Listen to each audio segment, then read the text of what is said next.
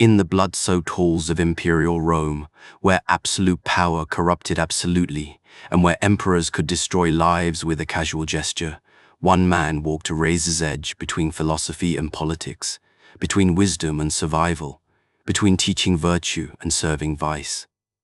Lucius Annaeus Seneca stands as one of history's most paradoxical figures, a Stoic philosopher who counseled detachment from wealth while accumulating a vast fortune, a teacher of virtue who served one of history's most notorious tyrants, a man who wrote eloquently about the brevity of life, while spending decades in the cutthroat world of Roman politics. Yet this very paradox makes Seneca perhaps the most relevant ancient philosopher for our modern world, for he understood what it meant to struggle with moral compromise, to face genuine danger, and to seek wisdom not in academic isolation but in the midst of life's chaos and corruption. Born around 4 BCE in Cordoba, Spain, to a wealthy Roman family, Seneca received the finest education available in the empire. His father, Seneca the Elder, was a renowned teacher of rhetoric who had compiled extensive collections of legal debates and controversies. Young Seneca was sent to Rome to study philosophy, where he was drawn particularly to Stoicism, that rigorous philosophical system that taught humans to distinguish between what lies within their control and what does not, to cultivate virtue as the sole true good, and to align their will with nature's rational order. But Seneca did not encounter Stoicism merely as abstract theory. His teachers, men like Attalus and Sotion, taught through personal example, demonstrating how philosophical principles could guide actual conduct in the complicated world of human affairs. Seneca's health was always fragile. He suffered from what was probably severe asthma or tuberculosis, conditions that plagued him throughout his life and brought him close to death multiple times in his youth. This intimate acquaintance with mortality became a central theme in his philosophy. Unlike philosophers who contemplated death as an abstract concept, Seneca knew the physical reality of struggling for breath, of facing the genuine possibility that each day might be his last. This experience taught him that philosophy was not an intellectual game, but a practical discipline for living and dying well. When you have gasped for air in the middle of the night, uncertain whether you will see morning, you understand that philosophical questions about how to live are not optional luxuries, but urgent necessities. His early career in politics was interrupted by exile. In 41 CE, the Emperor Claudius banished Seneca to Corsica on charges of adultery with Julia Livilla, sister of the late Emperor Caligula. Whether the charges were true or merely political pretexts remains unclear, but the punishment was real. Seneca spent 8 years on that remote Mediterranean island, cut off from the intellectual life of Rome, separated from his family and friends, reduced from a rising political star to an isolated exile. For a lesser man, this would have been merely a period of suffering and resentment. For Seneca, it became a philosophical laboratory where he could test Stoic teachings about how to maintain inner freedom, regardless of external circumstances. During his exile, Seneca wrote extensively, producing works like the Consolation to Helvia, addressed to his mother, and the Consolation to Polybius, addressed to one of Claudius's powerful freedmen. These works reveal Seneca at his most philosophical, applying Stoic principles to his own situation and attempting to console others while consoling himself. He wrote about how the wise person can be happy anywhere, because happiness depends on internal virtue rather than external circumstances. He argued that exile is merely a change of location, not a genuine misfortune, since the universe itself is our true home, and we are always in some sense wanderers through this temporary existence. He insisted that nothing external can truly harm us unless we granted the power to disturb our inner tranquility. Yet even in these consolatory works, we can detect the human reality beneath the philosophical surface. Seneca protests perhaps too much about his contentment. He flatters Polybius excessively, hoping this will lead to his recall. He struggles to practice what he preaches, revealing the gap between philosophical ideals and lived experience. This gap does not diminish his philosophy, but rather makes it more credible and more useful. Seneca shows us not a perfect sage immune to human emotions, but a serious practitioner working to apply philosophical principles to genuinely difficult circumstances. He models not perfection but persistent effort, not immunity to suffering, but resilience in the face of it. Seneca's recall from exile came through the machinations of Agrippina, Claudius's fourth wife and niece, who wanted Seneca as tutor for her son from a previous marriage, the young Nero. This appointment would define the rest of Seneca's life and create the central moral dilemma of his career. For when Agrippina poisoned Claudius in 54 CE and installed her 16-year-old son as emperor, Seneca became not merely a tutor, but effectively the regent of Rome, guiding the inexperienced young emperor's decisions and attempting to shape his character according to philosophical principles. The early years of Nero's reign, often called the Quinquennium Neronis, or 5 good years of Nero, saw Seneca at the height of his influence. Working alongside the Praetorian prefect Burrus, Seneca attempted to moderate the emperor's worst impulses, promote relatively just policies, and maintain political stability. He wrote treatises for Nero on mercy and clemency, arguing that true power is displayed not through cruelty, but through the generous sparing of those one has the power to destroy. He helped craft speeches for the young emperor that emphasized justice, moderation, and concern for the welfare of all Romans. For a time, it seemed possible that philosophy might guide empire, that a Stoic teacher might create something approximating Plato's philosopher king. But this dream gradually disintegrated as Nero matured and began to assert his own twisted vision of imperial power.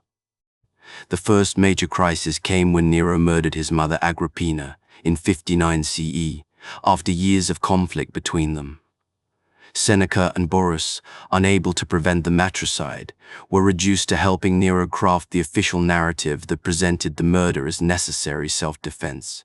This moment marked a decisive moral compromise for Seneca. Whatever his private horror at the crime, he continued in his position, perhaps believing he could still moderate Nero's behavior, perhaps fearing the consequences of opposing the emperor, perhaps simply unable to extract himself from the web of power and obligation he had woven. The question that haunts Seneca's legacy is whether his continued service to Nero after this point represents pragmatic realism or moral bankruptcy. Did he stay because he genuinely believed his presence prevented even worse atrocities? Or did he stay because he had become addicted to power and wealth, unable to give up his privileged position despite his philosophical principles? Or is the question itself too simple, imposing false dichotomies on a situation of genuine moral complexity, where any choice involved compromise, and where the consequences of different actions were impossible to predict with certainty? What we know is that Seneca accumulated enormous wealth during these years, wealth that his critics then and now have noted sits uneasily with his Stoic philosophy of detachment from material possessions. Ancient sources suggest he owned vast estates, lent money at interest, and engaged in the same economic activities as other wealthy Romans. His defenders argue that Stoicism never required poverty, only the proper mental attitude toward wealth, viewing it as a preferred indifferent that should be used well, but from which one should remain emotionally detached. His critics counter that such philosophical distinctions provide convenient cover for simple hypocrisy. The truth likely involves both elements. Seneca genuinely believed his philosophical principles were compatible with wealth, while also being subject to the same self-deceptions and rationalizations that affect all humans in positions of power and privilege. As Nero's reign deteriorated into increasing cruelty and madness, Seneca's position became more precarious. Burrus died in 62 CE, possibly poisoned, removing Seneca's main ally in the effort to moderate the emperor. Nero divorced and eventually murdered his wife Octavia to marry Poppaea Sabina. The emperor's behavior became more erratic, his cruelty more pronounced, his suspicions more paranoid. Seneca reportedly asked repeatedly for permission to retire, offering to return his wealth to the emperor and withdraw to a life of philosophical contemplation. Nero refused, perhaps wanting to keep this famous philosopher close as a source of legitimacy, perhaps not trusting Seneca enough to let him leave. Finally, in 65 CE, after the exposure of the Pisonian conspiracy to assassinate Nero and replace him with the senator, Seneca's name was mentioned among the conspirators. Whether he was actually involved remains unclear. Probably he was not directly part of the plot, though he may have known about it or expressed sympathy with its goals. But Nero seized the opportunity to eliminate a man who had become inconvenient and potentially dangerous. The emperor sent soldiers with orders for Seneca to commit suicide, the standard method by which Rome's elite were allowed to avoid the disgrace of execution while still satisfying an emperor's death sentence. Seneca's death, described in detail by the historian Tacitus, provides the final scene in his philosophical drama. Surrounded by friends and family, he discussed philosophy calmly, making his suicide an opportunity to practice and demonstrate the Stoic principles he had taught throughout his life. When his wife Pompeia Paulina insisted on dying with him, he initially agreed, but then successfully urged Nero's soldiers to save her life. He opened his veins, but perhaps because of his age and frail health, the blood flowed slowly. He took poison, which also failed to kill him quickly. Finally, he was placed in a hot bath to speed the bleeding and eventually suffocated in the steam. He died as he had lived, imperfectly, struggling but attempting to maintain philosophical composure in the face of genuine difficulty. This was the man whose philosophy we are about to explore.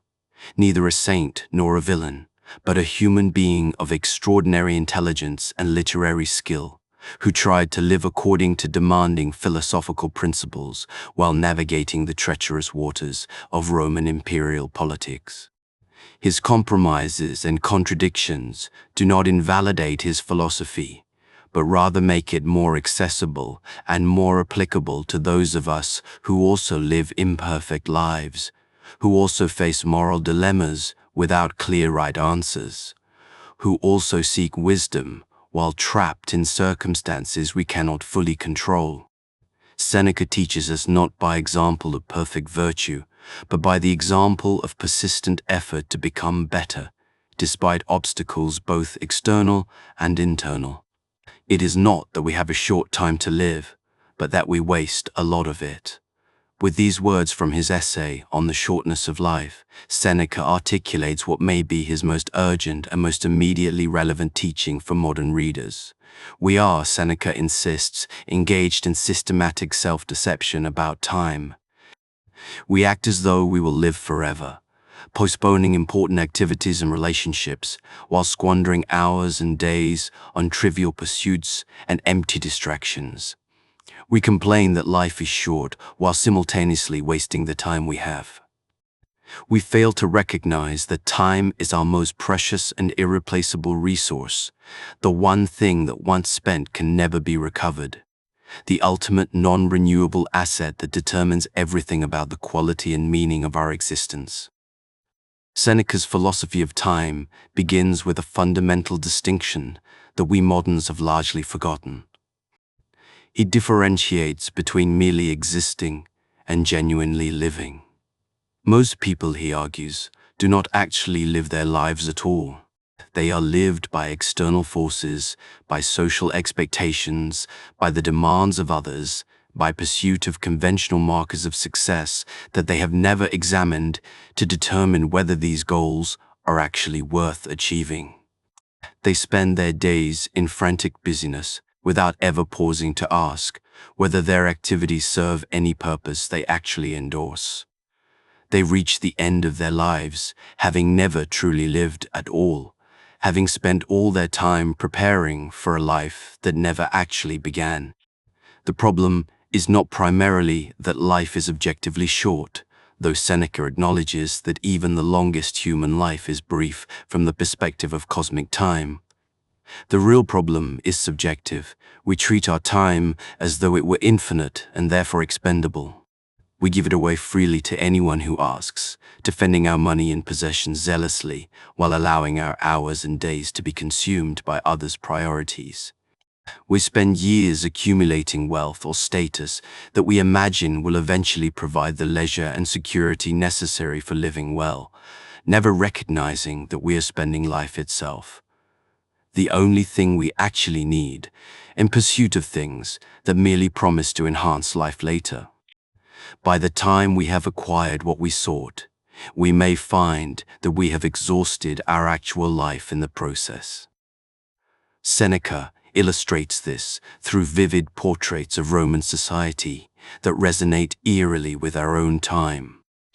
He describes the wealthy businessman who spends every waking hour managing his properties and investments, always anxious about profits and losses, never finding time for philosophy or friendship or any activity that might bring genuine fulfillment. He depicts the politician obsessed with climbing the career ladder, sacrificing health, relationships, and peace of mind in pursuit of offices and honors that, once achieved, prove disappointing and require even more effort to maintain. He portrays the social climber who exhausts himself, attending dinners and entertainments he does not enjoy, cultivating relationships with people he does not respect, all in service of reputation and social status that he thinks will eventually make him happy. These people share a common delusion. They imagine that once they achieve their goals, they will finally have time to live well. Once the business is established, once the election is won, once the proper social position is secured, then they will relax, pursue wisdom, enjoy their relationships, and actually live. But this moment never comes. There is always another deal to close, another promotion to seek, another social advantage to secure. They die without ever having transitioned from preparation to actual living, having spent their entire existence getting ready for a life that never materialized. The solution Seneca proposes is not withdrawal from all activity or rejection of normal human pursuits. He is not counseling laziness or irresponsibility. Rather, he advocates for philosophical awareness, the examined life that understands what it is doing and why.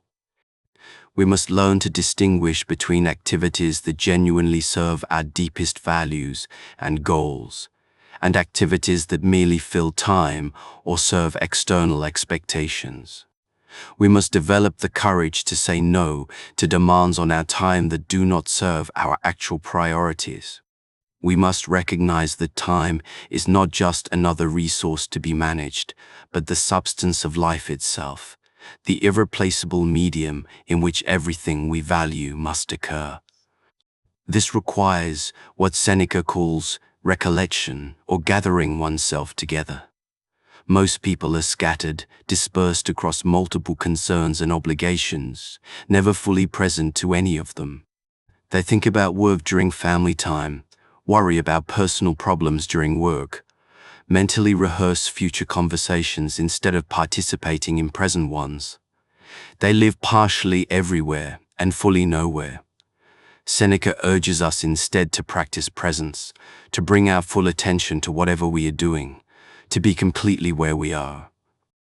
This does not mean we cannot plan or reflect on the past, but these activities should themselves be done with full attention when we choose to do them, rather than as constant background noise that prevents genuine engagement with present reality. The awareness of mortality plays a crucial role in Seneca's philosophy of time. Unlike many philosophical systems that treat death as a topic to be discussed only occasionally, Seneca insists on keeping mortality constantly before our minds. This is not morbidity, but wisdom. When we truly internalize that our time is limited and that each day might be our last, we become more careful about how we spend our hours. We become less willing to waste time on trivial pursuits or toxic relationships.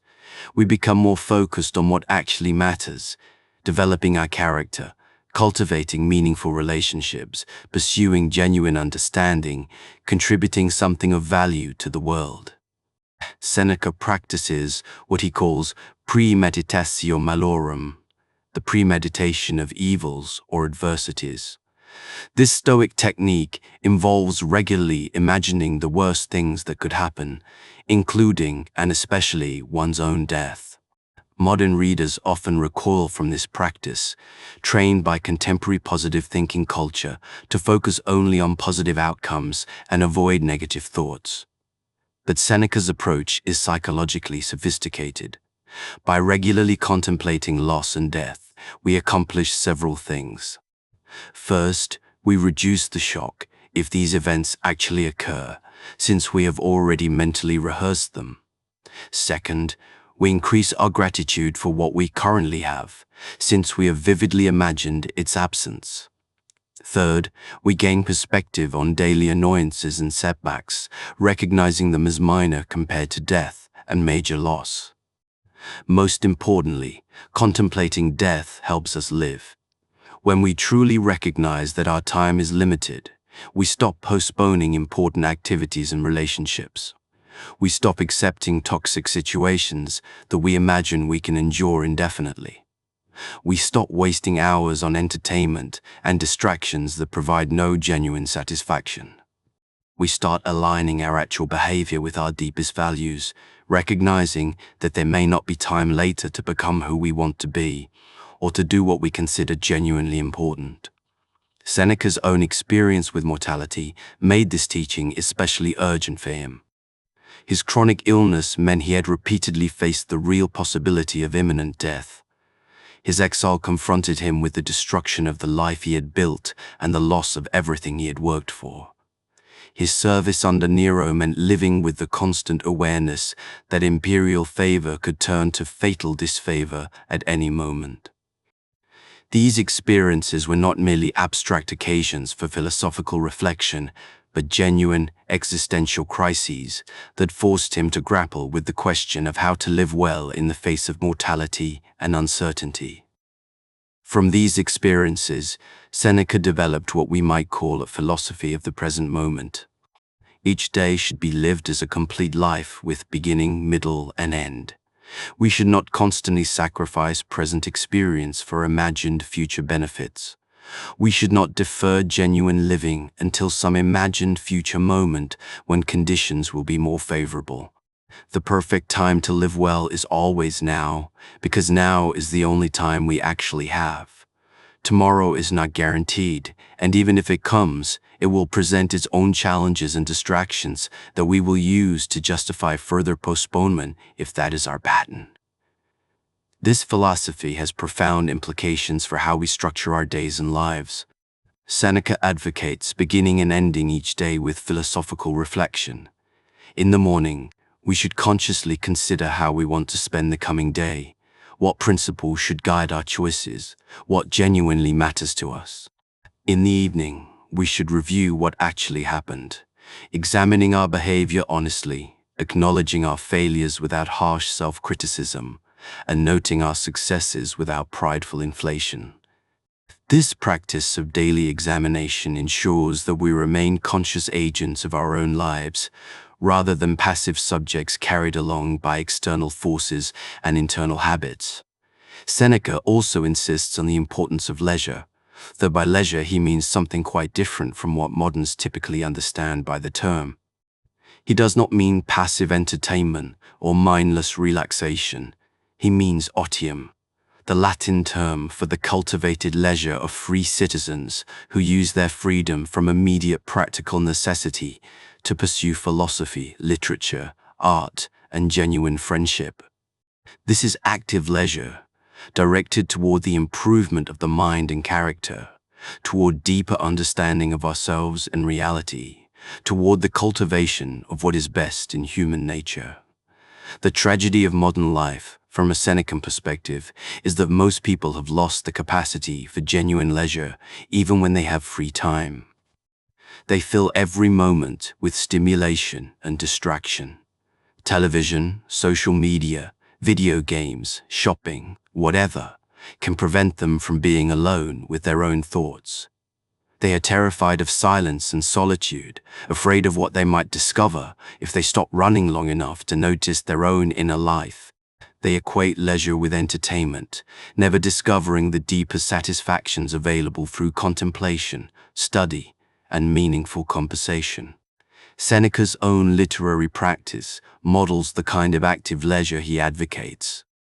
Despite his demanding political career, he found time to write extensively essays, letters, tragedies, philosophical treatises. This writing was not mere hobby or diversion, but central to his philosophical practice.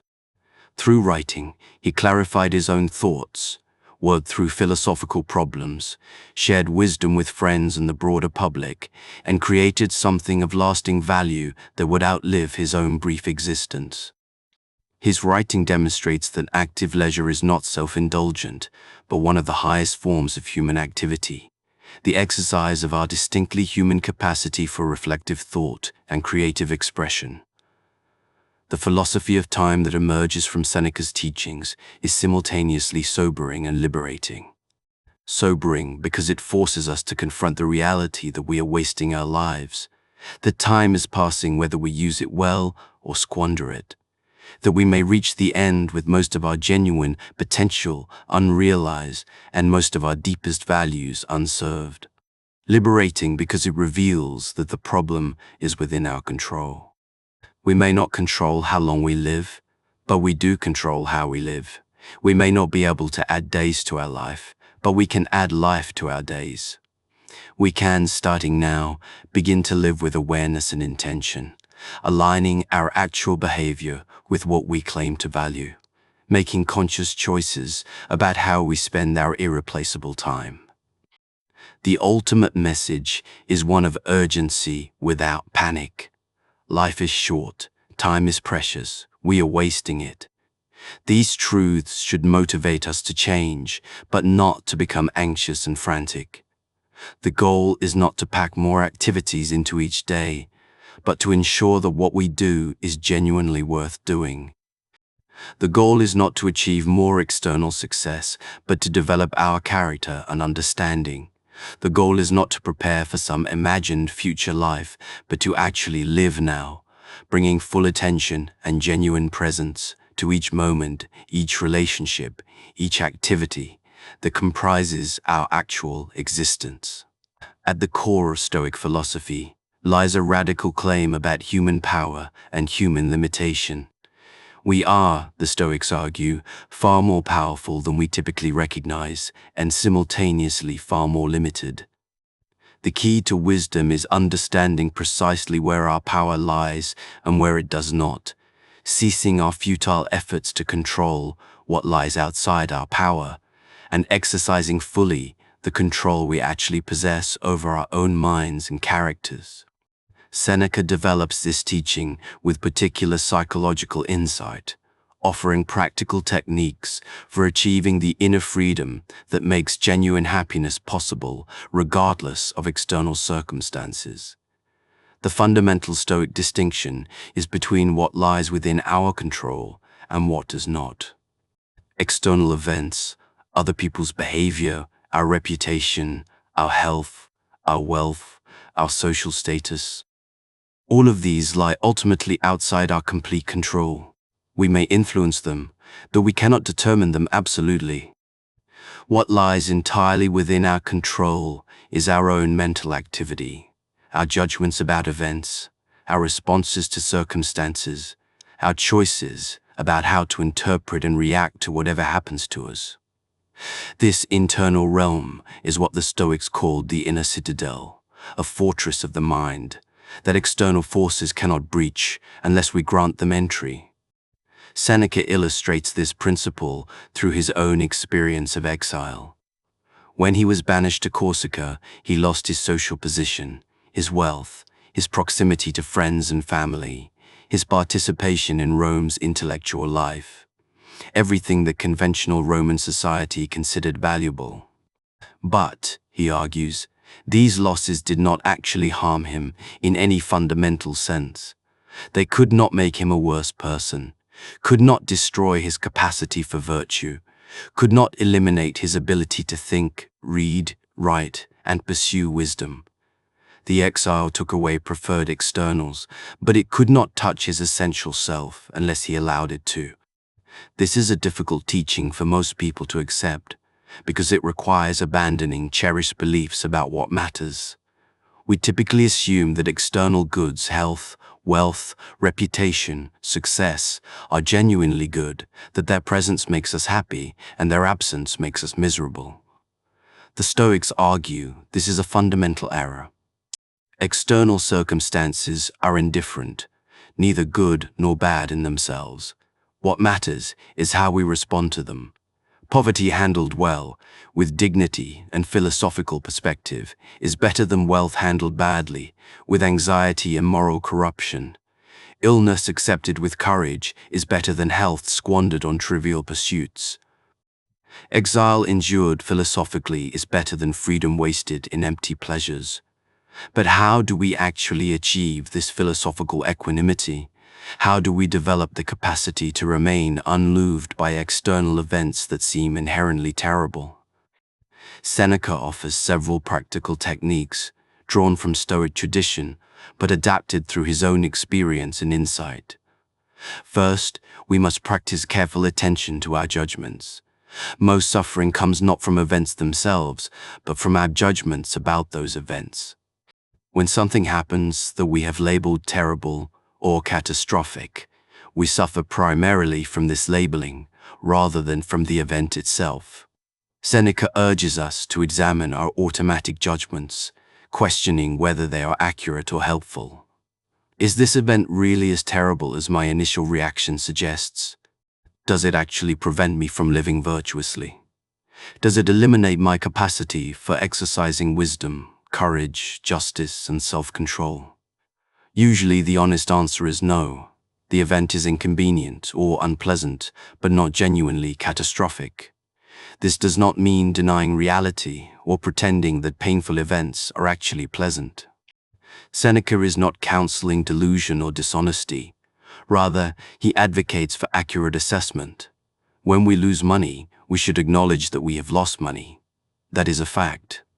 But we should not add the judgment that this loss makes us miserable or destroys our life or prevents our happiness. That judgment is optional, and it is precisely that judgment that causes most of our suffering. The event itself is merely a fact. Our interpretation of it as catastrophic is what creates the emotional disturbance.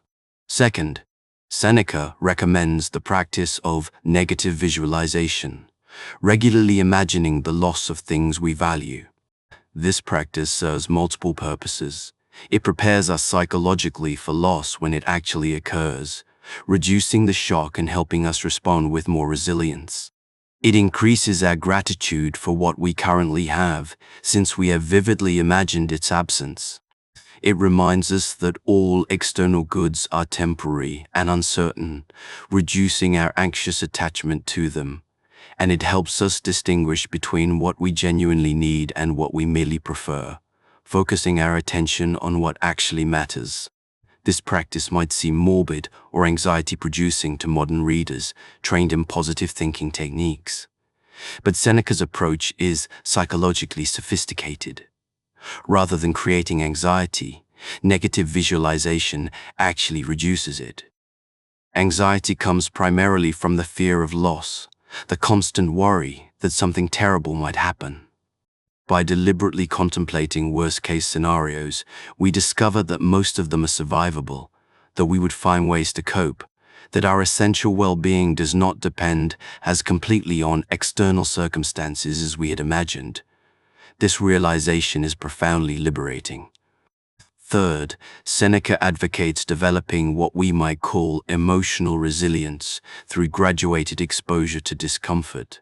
He recommends periodically practicing voluntary poverty, eating simple food, wearing simple clothes, sleeping on hard surfaces, not as an end in itself, but as training. By voluntarily experiencing the conditions we fear, we discover that they are not as terrible as we imagined. We learn that we can be content with very little, that happiness does not require luxury or comfort, that our well-being is more robust than our anxious imagination suggests. This practice builds confidence that we could handle genuine poverty if it came, while also reducing our anxious attachment to material goods while we have them. This is not masochism, but rather a form of psychological inoculation. Just as exposure to small amounts of disease can build immunity, exposure to controlled amounts of discomfort can build resilience. We become less fragile, less dependent on specific external conditions, more capable of maintaining our equanimity across a wider range of circumstances. This increased resilience is itself a form of freedom. We are free from the anxiety that comes with feeling that our well-being depends entirely on maintaining specific, favorable conditions. Fourth, Seneca emphasizes the importance of maintaining a philosophical perspective on events. When something happens that disturbs us, we should step back mentally and view it from a broader context. How will this event appear in a year, in 10 years, from the perspective of my entire life? How significant is it really? Does it deserve the enormous emotional energy I am giving it? Usually, when we achieve this broader perspective, present disturbances shrink to their proper modest size. What seemed catastrophic in the heat of the moment appears as a minor inconvenience when viewed from temporal distance. This technique requires practice. In moments of strong emotion, it is difficult to achieve any perspective at all. But Seneca argues that with repeated practice, we can develop the capacity to pause, even in disturbing situations, to create a small space between stimulus and response, to choose our reaction rather than being carried away by automatic emotional patterns. This pause, this space for reflection, is where freedom lives. We may not control what happens to us, but we can learn to control our response to what happens. Fifth, Seneca advocates a daily practice of self-examination. Each evening, we should review the day's events, examining our behavior and responses honestly. Where did we respond well, maintaining our philosophical principles under pressure? Where did we fail, allowing ourselves to be disturbed by externals or to behave in ways we now regret? This examination should be conducted in a spirit of honest assessment rather than harsh self-criticism. The goal is not to torture ourselves about our failures, but to learn from them, understanding what circumstances trigger our worst responses, and developing strategies for doing better next time. This practice of self-examination serves multiple functions. It keeps our philosophical principles actively engaged rather than merely theoretical. It helps us notice patterns in our behavior, understanding what situations challenge us most. It provides immediate feedback about our progress, helping us recognize both improvements and areas needing more work. And it maintains our awareness that philosophy is an ongoing practice, not a state achieved once and maintained automatically. The inner citadel that Seneca describes is not a place of cold detachment or emotional numbness. He is not advocating that we become unfeeling or indifferent to human concerns. Rather, he is teaching us to locate our essential well-being in the right place, in our own character and choices rather than in external circumstances we cannot control. This relocation of our sense of security and happiness is simultaneously the most difficult and most liberating thing we can do. It is difficult because it requires abandoning deeply ingrained habits of thought and emotion. We have been trained from childhood to believe that our happiness depends on external goods, approval from others, success in our careers, accumulation of wealth, maintenance of health, achievement of social status. the Stoic claim that these things are ultimately indifferent, that they cannot make us genuinely happy or unhappy, contradicts everything our culture teaches us. Accepting this claim and truly internalizing it requires sustained effort against the grain of all our conditioning. But it is liberating because it reveals that our well-being is far more within our control than we had imagined. We need not wait for circumstances to improve before we can be content. We need not depend on other people's approval to have self-respect. We need not achieve conventional success to live a meaningful life. We can, right now, regardless of our external situation, begin cultivating the virtues and exercising the choices that constitute genuine human flourishing. The inner citadel, once we learn to inhabit it consciously, proves to be an impregnable fortress that external events cannot touch. Seneca's teaching here is particularly relevant for modern readers who live in anxious times, who face uncertainties about health, economy, politics, and environment, who feel that their well-being depends on controlling circumstances that are clearly beyond their control. The Stoic response is not to deny these uncertainties, but to relocate our sense of security to something that actually is within our control, our own character and choices. No matter what happens externally, we can still choose to respond with wisdom, courage, justice, and self-control. No matter what we lose, we can still maintain our essential dignity and humanity. This is genuine freedom, not freedom from external constraints which no one possesses, but freedom in our response to those constraints which everyone can develop. Among Seneca's writings, his 3 books on anger stand out as a sustained philosophical and psychological analysis of one of humanity's most destructive emotions. Written while he was still in exile, these books demonstrate Seneca's remarkable capacity to combine philosophical argument with practical psychological insight, creating a treatment of anger that remains relevant 2 millennia later. Seneca does not merely condemn anger morally, he analyzes its causes, traces its effects, exposes its pretenses, and offers specific techniques for prevention and cure. His treatment of anger serves as a model for his broader approach to what the Stoics called passions, powerful emotions rooted in false judgments that disturb our tranquility and lead us to behave in ways we later regret. Seneca begins by challenging the widespread belief that anger is sometimes appropriate and useful. Many people argue that anger is a natural response to injustice, that it motivates us to correct wrongs and defend ourselves against harm, that it demonstrates strength and courage rather than weakness. Seneca systematically dismantles this defense of anger, arguing that it is never genuinely useful and always harmful, both to the person who experiences it and to those around them.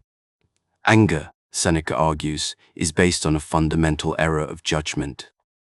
When we become angry, we believe that someone has harmed us wrongfully and deserves punishment for their transgression. But this belief rests on several questionable assumptions. First, it assumes that we have been genuinely harmed.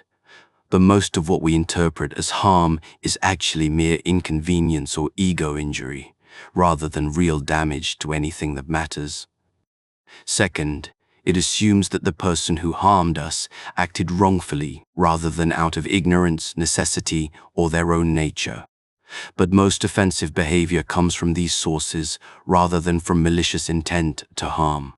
Third, it assumes that punishment will somehow improve the situation rather than merely satisfying our desire for revenge. But punishment usually escalates conflict rather than resolving it. The phenomenology of anger that Seneca describes is remarkably accurate.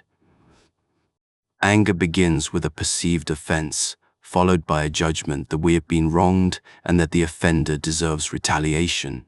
This judgment is accompanied by physiological changes, increased heart rate, flushed face, tense muscles, disrupted breathing. These physical manifestations of anger then feed back into the emotional state, intensifying it. The angry person's perception narrows, focusing obsessively on the offense and potential revenge while ignoring all contrary considerations. Reason becomes the servant of anger rather than its master, generating justifications for rage rather than questioning whether the rage is appropriate. Once anger takes hold, it tends to escalate unless consciously interrupted. The angry person rehearses the offense mentally, magnifying it with each repetition. They imagine increasingly severe punishments for the offender. They recall other offenses, building a case for the fundamental evil of their target. They become increasingly certain of their own righteousness and the other's wickedness. This process of mental rehearsal and escalation can continue for days or even years, with the original offense growing in memory until it bears little resemblance to what actually occurred.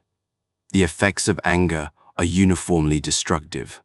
Physically, anger damages health, raising blood pressure, disrupting digestion, interfering with sleep, and generally undermining bodily well-being. Psychologically, anger poisons peace of mind, making sustained tranquility impossible. Socially, anger destroys relationships, driving away friends and allies while creating enemies and conflicts. Morally, anger leads to behavior we later regret, to words we wish we could unsay, to actions we would never have taken if we had maintained our composure. And strategically, anger undermines our ability to respond effectively to problems, clouding our judgment and causing us to act precipitously rather than wisely. Seneca offers a devastating portrait of the angry person, face contorted, eyes blazing, voice raised, body trembling, completely absorbed in rage, indifferent to consequences, impervious to reason, dangerous to everyone around them, and fundamentally miserable despite their outward expression of power. This is not strength but weakness, not courage but loss of control, not justified passion but self-destructive madness. The person in the grip of anger is not admirable but pitiable, having surrendered their humanity to a destructive force they can no longer manage. But Seneca does not merely condemn anger, he offers practical techniques for preventing and overcoming it. Prevention is always easier than cure, so Seneca begins with strategies for avoiding anger in the first place. The key is to challenge the judgments that lead to anger before the emotion fully develops. When we feel the first stirrings of anger, we should pause and examine what we are telling ourselves about the situation. Are we really being harmed or merely inconvenienced? Is the other person acting wrongfully or simply ignorantly? Would anger actually help resolve the situation, or would it make things worse? This requires developing the habit of pausing between stimulus and response. When something happens that might trigger anger, we should not react immediately, but should create a small space for reflection. In that space, we can choose how to interpret the situation and how to respond. This pause is where our freedom lives, the freedom to respond wisely rather than react automatically. With practice, this pause can become habitual, giving us increasing control over our emotional responses. Seneca also recommends specific cognitive techniques for reframing anger-provoking situations. When someone offends us, we should consider whether they knew what they were doing, whether they acted intentionally or accidentally, whether they were compelled by circumstances beyond their control. Most offenses, when examined honestly, prove to be products of ignorance, necessity, or human weakness rather than malicious intent. Understanding this does not excuse harmful behavior, but it does undermine the judgment that the offender is evil and deserves our rage. We should also consider whether we have done similar things ourselves. The person who insults us, have we never insulted anyone? The person who is thoughtless, are we always perfectly considerate? The person who makes mistakes, do we never err? Recognizing our own similar failings creates empathy and understanding that undermine anger. We cannot simultaneously condemn others for faults we share and maintain any claim to consistency or fairness. Another powerful technique involves imagining how we will view the current situation in the future. In a month, a year, 10 years, will this offense still seem worth our rage? Will we regret the time and energy we devoted to anger? Will we wish we had responded with calm dignity rather than hot rage? Usually, when we achieve this temporal perspective, present offenses shrink to insignificance. What seems catastrophic in the heat of the moment appears trivial when viewed from temporal distance. For anger that has already taken hold, Seneca recommends immediate physical interventions. We should change our physical state. Sit if standing, lie down if sitting, leave the room, take a walk, do anything that interrupts the physiological arousal that feeds anger. We should lower our voice deliberately, speak more slowly, relax our facial muscles. These physical changes will gradually affect our emotional state, calming the anger by calming the body that expresses and intensifies it. We should also avoid anything that feeds anger. We should not rehearse the offense mentally, should not discuss it with others who will validate our rage, should not imagine revenge scenarios. Instead, we should deliberately direct our attention elsewhere, engaging in activities that require concentration and provide no opportunity for angry rumination. Time weakens anger if we do not actively maintain it through mental rehearsal. Seneca emphasizes that overcoming anger requires practice and patience. We will not succeed immediately or completely. We will have setbacks, moments when we lose our temper despite our philosophical principles. But these failures should not discourage us. Each attempt strengthens our capacity for self-control. Each success, however small, makes future success more likely. The goal is progress, not perfection, becoming gradually less angry, less often, for shorter periods, with less severe consequences. The deeper philosophical point underlying Seneca's analysis of anger concerns the relationship between emotion and judgment. The Stoics argued that emotions are not simply involuntary reactions to events, but are based on judgments about those events. Judgments that can be examined, questioned, and changed. Anger is based on the judgment that we have been wronged and that the offender deserves punishment. Change the judgment, and the anger dissolves. Recognize that we have not really been harmed, that the offense was not intentional. The punishment would not improve anything, and anger loses its foundation. This analysis implies that we have far more control over our emotions than we typically assume. We cannot simply decide not to feel angry and have the emotion disappear. But we can examine and change the judgments that generate anger, and as those judgments change, so does the emotion. This is not suppression of emotion, but transformation of it through philosophical understanding. Seneca's treatment of anger extends to other destructive passions as well. Excessive grief, debilitating fear, consuming envy, overwhelming desire. All of these passions share anger's basic structure. They are based on false judgments about what matters and what doesn't, about what is good and what is bad, about what lies within our control and what doesn't. And all of them can be addressed through the same basic technique, examining and challenging the judgments that generate them. The goal is not to become unfeeling or indifferent to human concerns. Seneca distinguishes between healthy emotions based on accurate judgments and destructive passions based on false ones. We should feel appropriate concern about genuine harms and appropriate joy about genuine goods. But these measured responses are quite different from the overwhelming passions that destroy our peace and lead us to behave badly. The wise person feels emotions, but is not overwhelmed by them, maintains perspective even in difficult situations, responds appropriately rather than excessively to circumstances.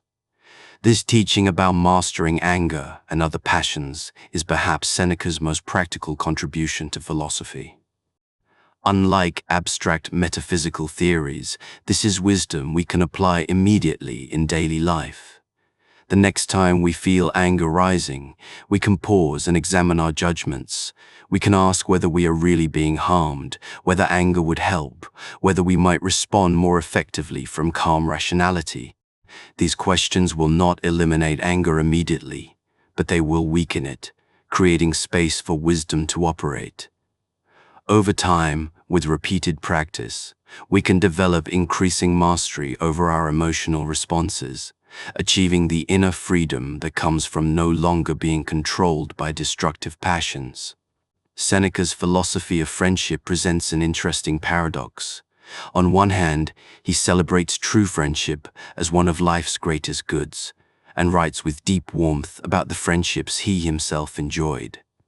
On the other hand, as a Stoic, he maintains that only virtue is genuinely good, and that external things like friendship are merely preferred indifference, things we reasonably prefer, but should not depend on for our well-being. This apparent contradiction reveals important truths about how the wise person should engage with social relationships while maintaining inner freedom. The most extensive presentation of Seneca's views on friendship comes in his letters to Lucilius, which themselves exemplify the philosophical friendship Seneca describes. These letters, written in the last years of Seneca's life, after he had withdrawn from public life, address Lucilius as an equal engaged in the same philosophical journey. Seneca shares his insights, struggles, and discoveries, while also encouraging Lucilius in his own philosophical development. The letters model how philosophical friends can support each other's progress toward wisdom. True friendship, according to Seneca, has several essential characteristics. First, it must be based on virtue rather than utility. Most relationships people call friendships are actually associations of convenience. We maintain them because they provide some benefit or prevent some harm. We are friendly with colleagues to make work more pleasant, with neighbors to keep the peace, with influential people because they might help our careers. These are not genuine friendships, but strategic relationships that will dissolve when they cease to serve our interests. Real friendship requires mutual commitment to virtue and truth. Friends help each other become better people, not through harsh criticism or moralistic preaching, but through honest conversation and good example. They tell each other difficult truths that others will not speak. They hold each other accountable to their stated values. They celebrate each other's successes without envy and support each other through failures without judgment. This kind of friendship is rare because it requires both parties to value virtue more than comfort, truth more than flattery, and genuine growth more than mutual validation. Second, true friendship requires equality. Seneca does not mean equality of social status or wealth. Friends may differ greatly in external circumstances. He means equality of philosophical commitment and mutual respect. Both parties must be engaged in the pursuit of wisdom. Both must respect the other's autonomy and judgment. Neither should dominate or submit. This equality distinguishes friendship from other relationships like parent-child or teacher-student, which involve necessary hierarchy. Friends stand on level ground, neither above nor below each other. This requirement for equality explains why true friendship is so difficult to find. Most people are not engaged in serious philosophical practice. Most relationships involve some element of hierarchy or dependency. Most people seek either advantage over others or support from them, rather than mutual assistance in the pursuit of virtue. Finding someone who shares your commitment to wisdom, who can engage as an equal, and who values truth over comfort is extraordinarily difficult. Seneca suggests that most people will have very few true friends in a lifetime, perhaps even only one or two. Third, true friendship involves complete openness and trust. With a genuine friend, we can be completely ourselves, sharing our thoughts and feelings without fear of judgment or betrayal. We can admit doubts and weaknesses we would hide from others. We can think aloud, exploring ideas without committing to them, knowing our friend will understand the difference between provisional speculation and firm conviction.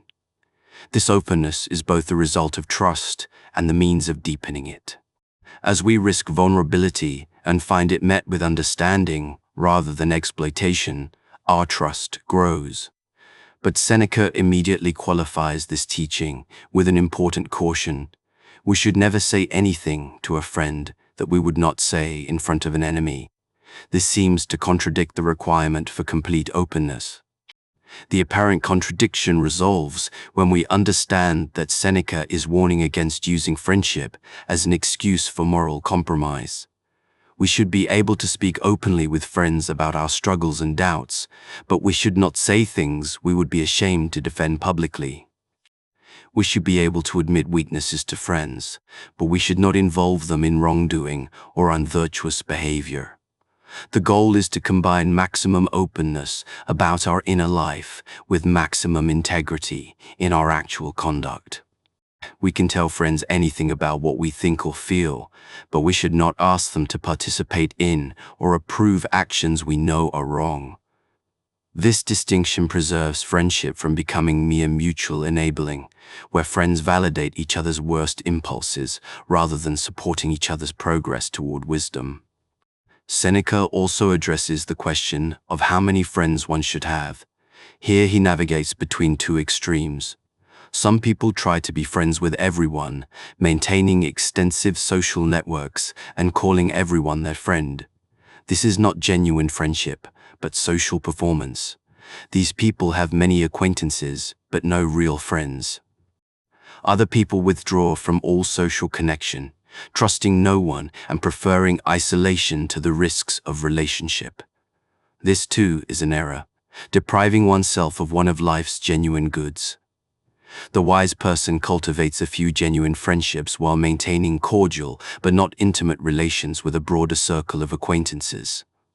This limited number of close friendships reflects both the rarity of finding people capable of true friendship and the practical reality that deep friendship requires time and attention. We cannot maintain intimate friendships with dozens or hundreds of people. Genuine intimacy requires sustained personal engagement that is simply impossible with large numbers. But while friendship is a genuine good, Seneca insists that the wise person must not depend on friends for their well-being. This seems harsh, even contradictory.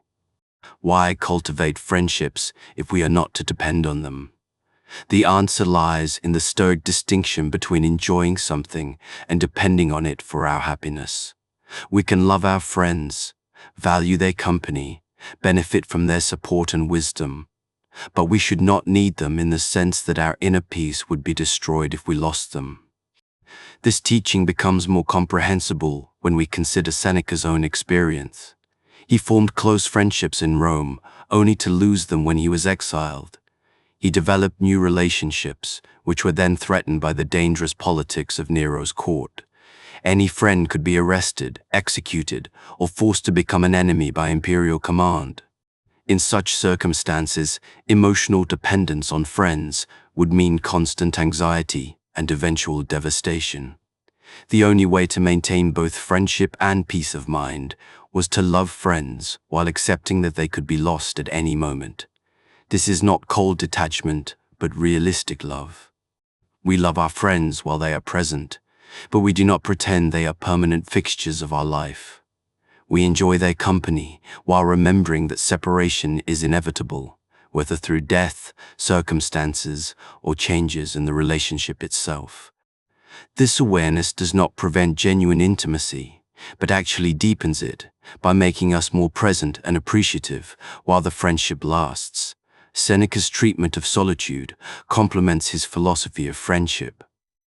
Solitude, properly understood, is not mere physical isolation, but a state of inner collectedness and self-sufficiency. The wise person can enjoy solitude without loneliness because they are good company for themselves. They have cultivated their inner life to the point where they can be content with their own thoughts, their reading, their philosophical reflection. They do not need constant external stimulation or the presence of others to avoid confronting themselves. But Seneca warns against excessive solitude that becomes misanthropic withdrawal. Humans are social creatures, and complete isolation from human contact is neither natural nor beneficial. We need interaction with others, not only for practical cooperation, but for the mutual exchange of ideas and the stimulation of philosophical conversation. The goal is not to become hermits, but to develop sufficient inner resources that we are not desperately dependent on constant social engagement. The ideal, as Seneca describes it, is a balanced life that includes both solitude and society. We should cultivate periods of withdrawal for study, reflection, and self-examination. These periods of solitude allow us to process our experiences, examine our progress, and deepen our understanding. But we should also engage with others, teaching what we have learned, learning from their experiences and insights, and participating in the web of human relationships that makes life meaningful and provides opportunities for exercising virtue. This balance between solitude and society reflects a deeper Stoic teaching about self-sufficiency. The wise person should be fundamentally self-sufficient, in the sense that their inner peace does not depend on external circumstances, including the presence or approval of others. But this self-sufficiency is compatible with, even enhanced by, genuine engagement with friends and community. We can be independent while still valuing relationships, self-sufficient while still benefiting from others' company. Seneca's own life exemplified this balance, perhaps imperfectly but instructively. His political career required extensive social engagement, networking, and relationship management. His final years included more solitude for philosophical writing and reflection. Throughout both phases, he maintained friendships that combined personal warmth with philosophical seriousness. His letters to Lucilius show someone who was comfortable in solitude but valued the opportunity to share his thoughts with a sympathetic friend. The practical implications of Seneca's teaching on friendship and solitude are significant for modern readers.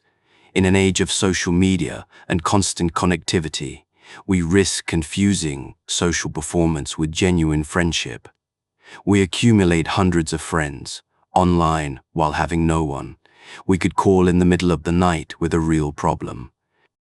We avoid solitude as if it were a disease, filling every moment with stimulation and distraction. We confuse loneliness with solitude, never discovering the deeper satisfactions available through sustained engagement with our own thoughts. Seneca's teaching suggests we should reverse these trends.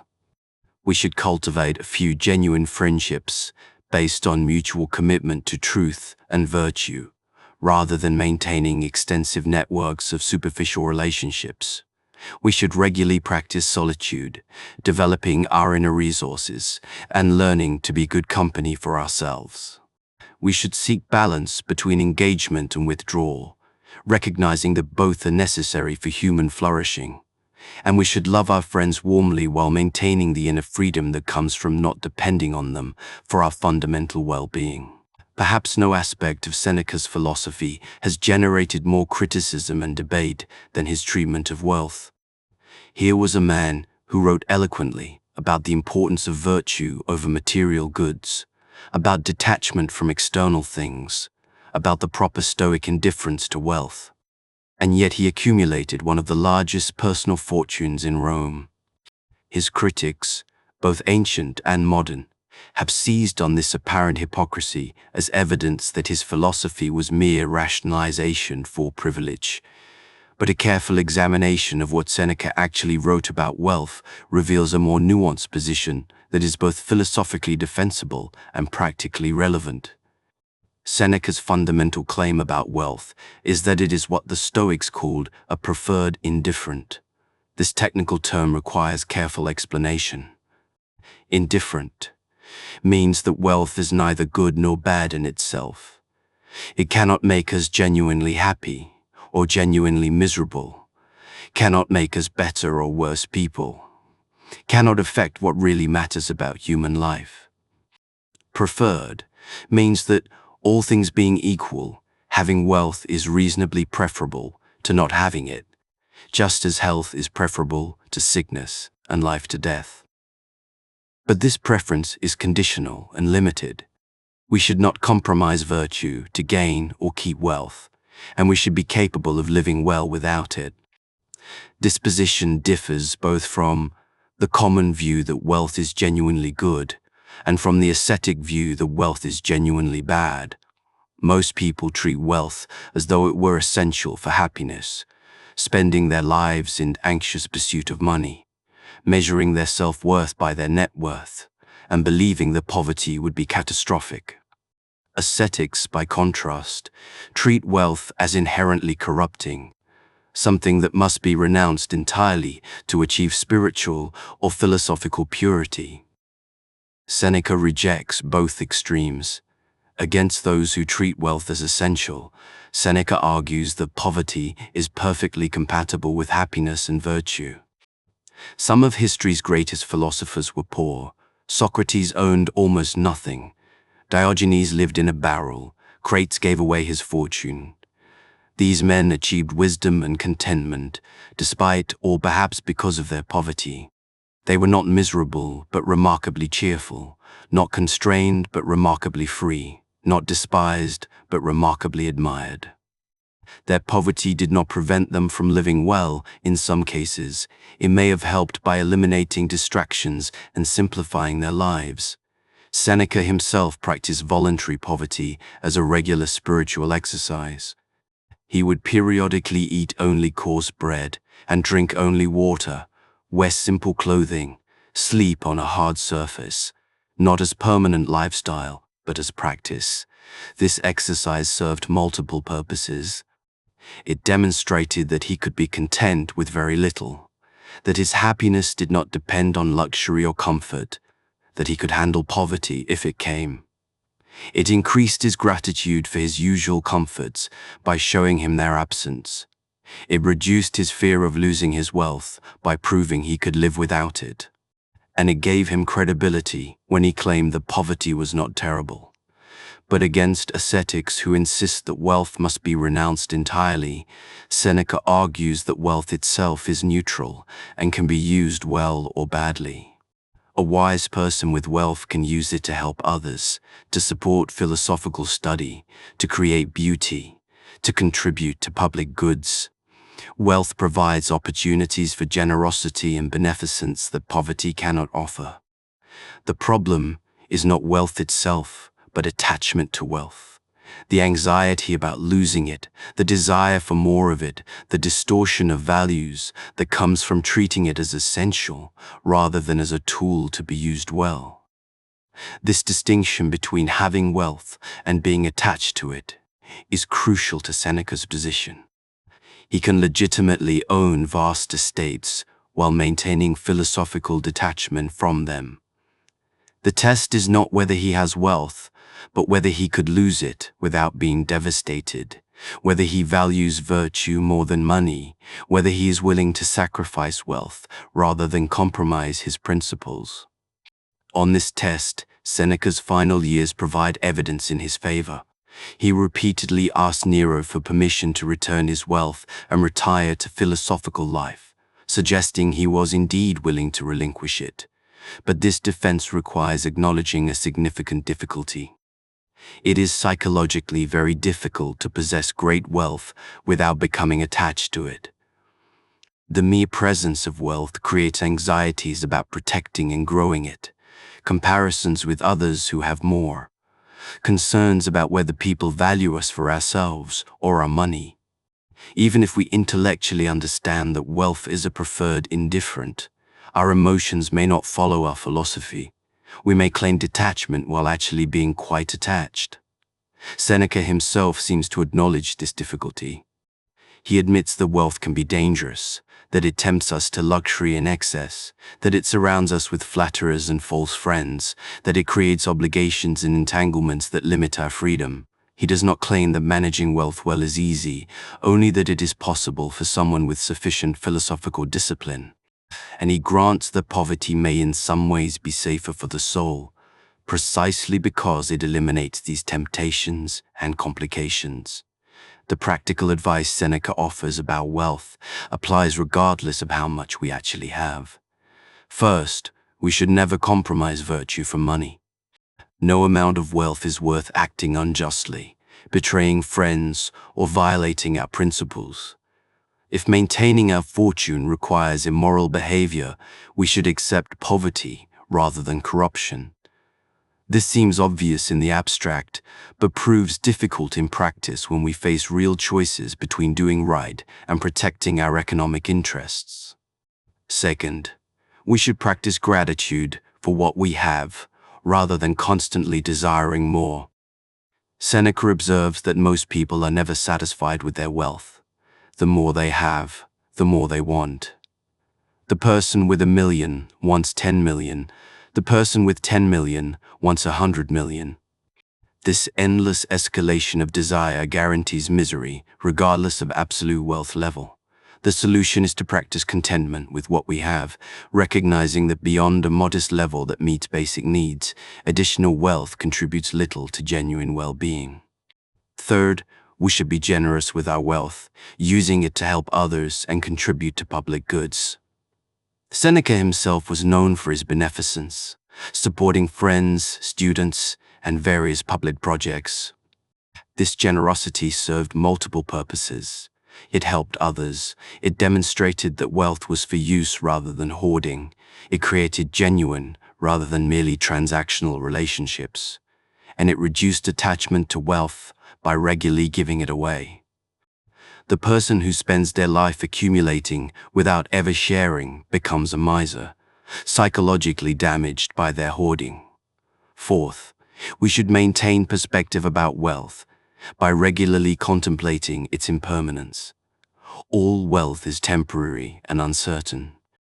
Markets crash, properties burn, thieves steal, governments confiscate, death claims all possessions eventually.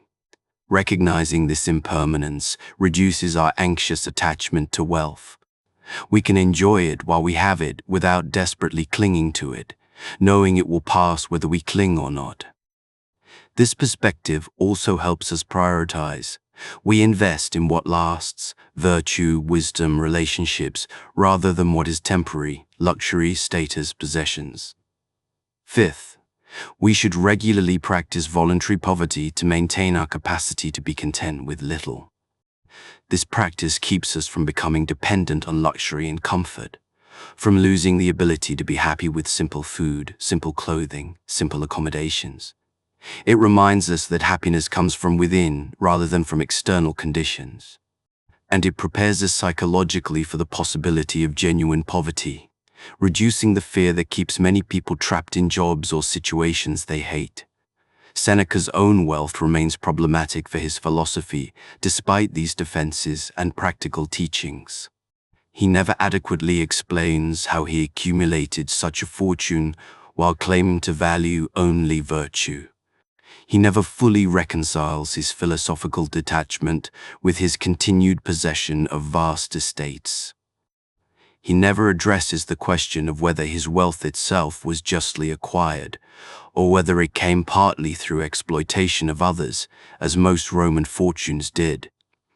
These omissions and evasions suggest that Seneca himself may have been more attached to and conflicted about his wealth than he acknowledged. But this failure of perfect consistency does not invalidate his teaching. Perhaps it makes his wisdom more accessible and more credible. He is not a pure ascetic preaching from outside the world of wealth and power. He is someone who struggled with the same temptations and contradictions that face anyone with significant money.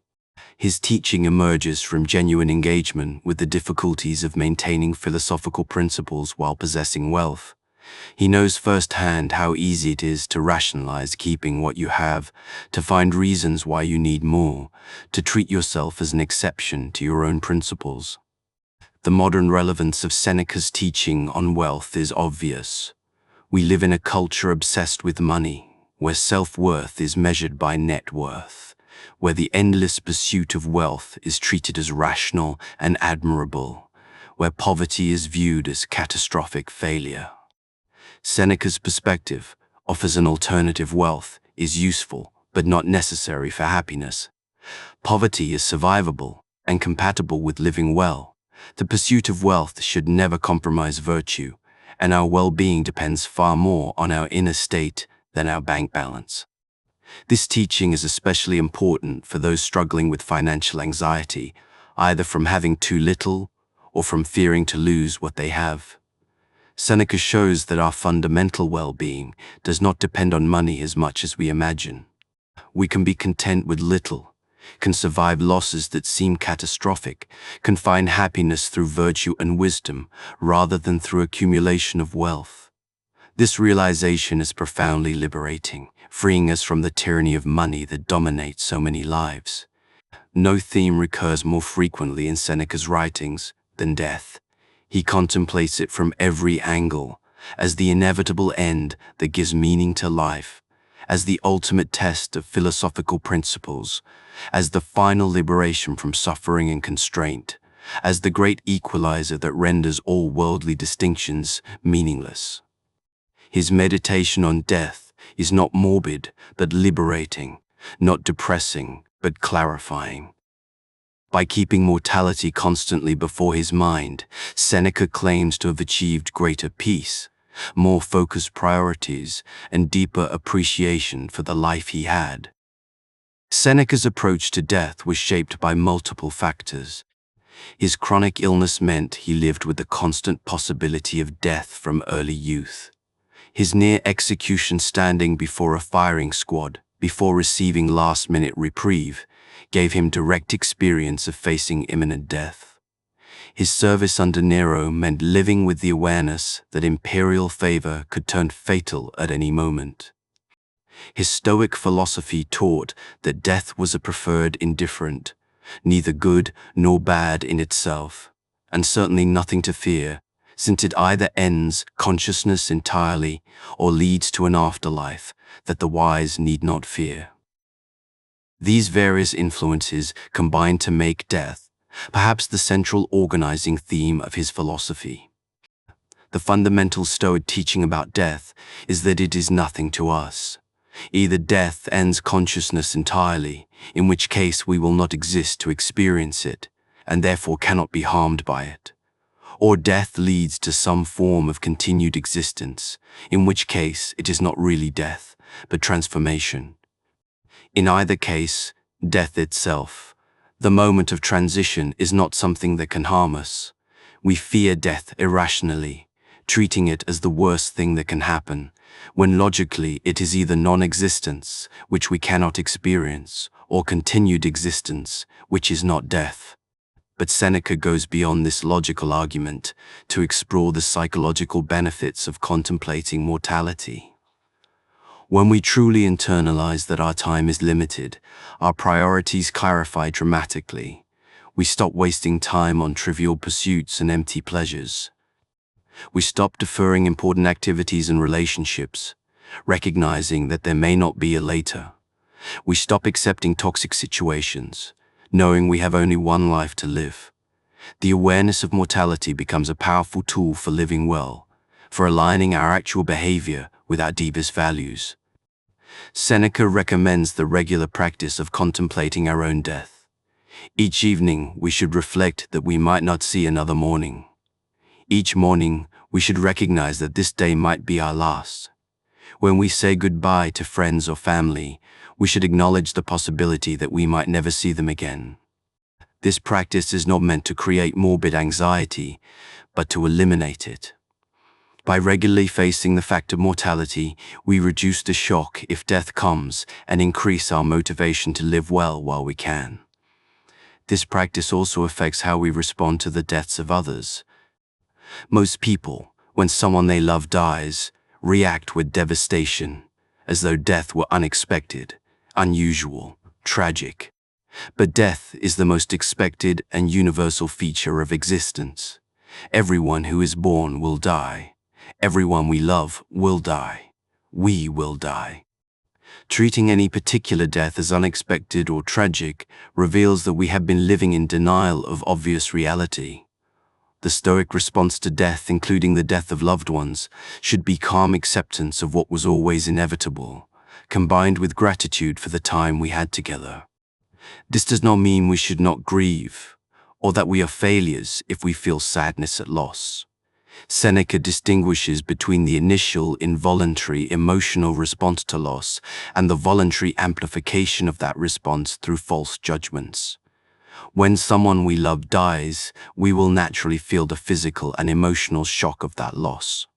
This is not something we can or should try to prevent, but we should not add to this natural response the judgment that we have been terribly wronged, that life is now unbearable, that we cannot go on without the deceased. These judgments transform natural grief into excessive and prolonged suffering. The proper response to death, according to Seneca, is to accept it as the natural completion of life. Just as we do not mourn when a play ends or when a meal concludes, we should not mourn when a life reaches its natural termination. Life is not measured by length but by quality. A short life lived well is preferable to a long life wasted in trivial pursuits or moral corruption. The question is not how many years we live, but how we live whatever years we have. This teaching extends to Seneca's controversial views on suicide. The Stoics, unlike most ancient philosophical schools and unlike Christianity, accepted suicide as a legitimate option under certain circumstances.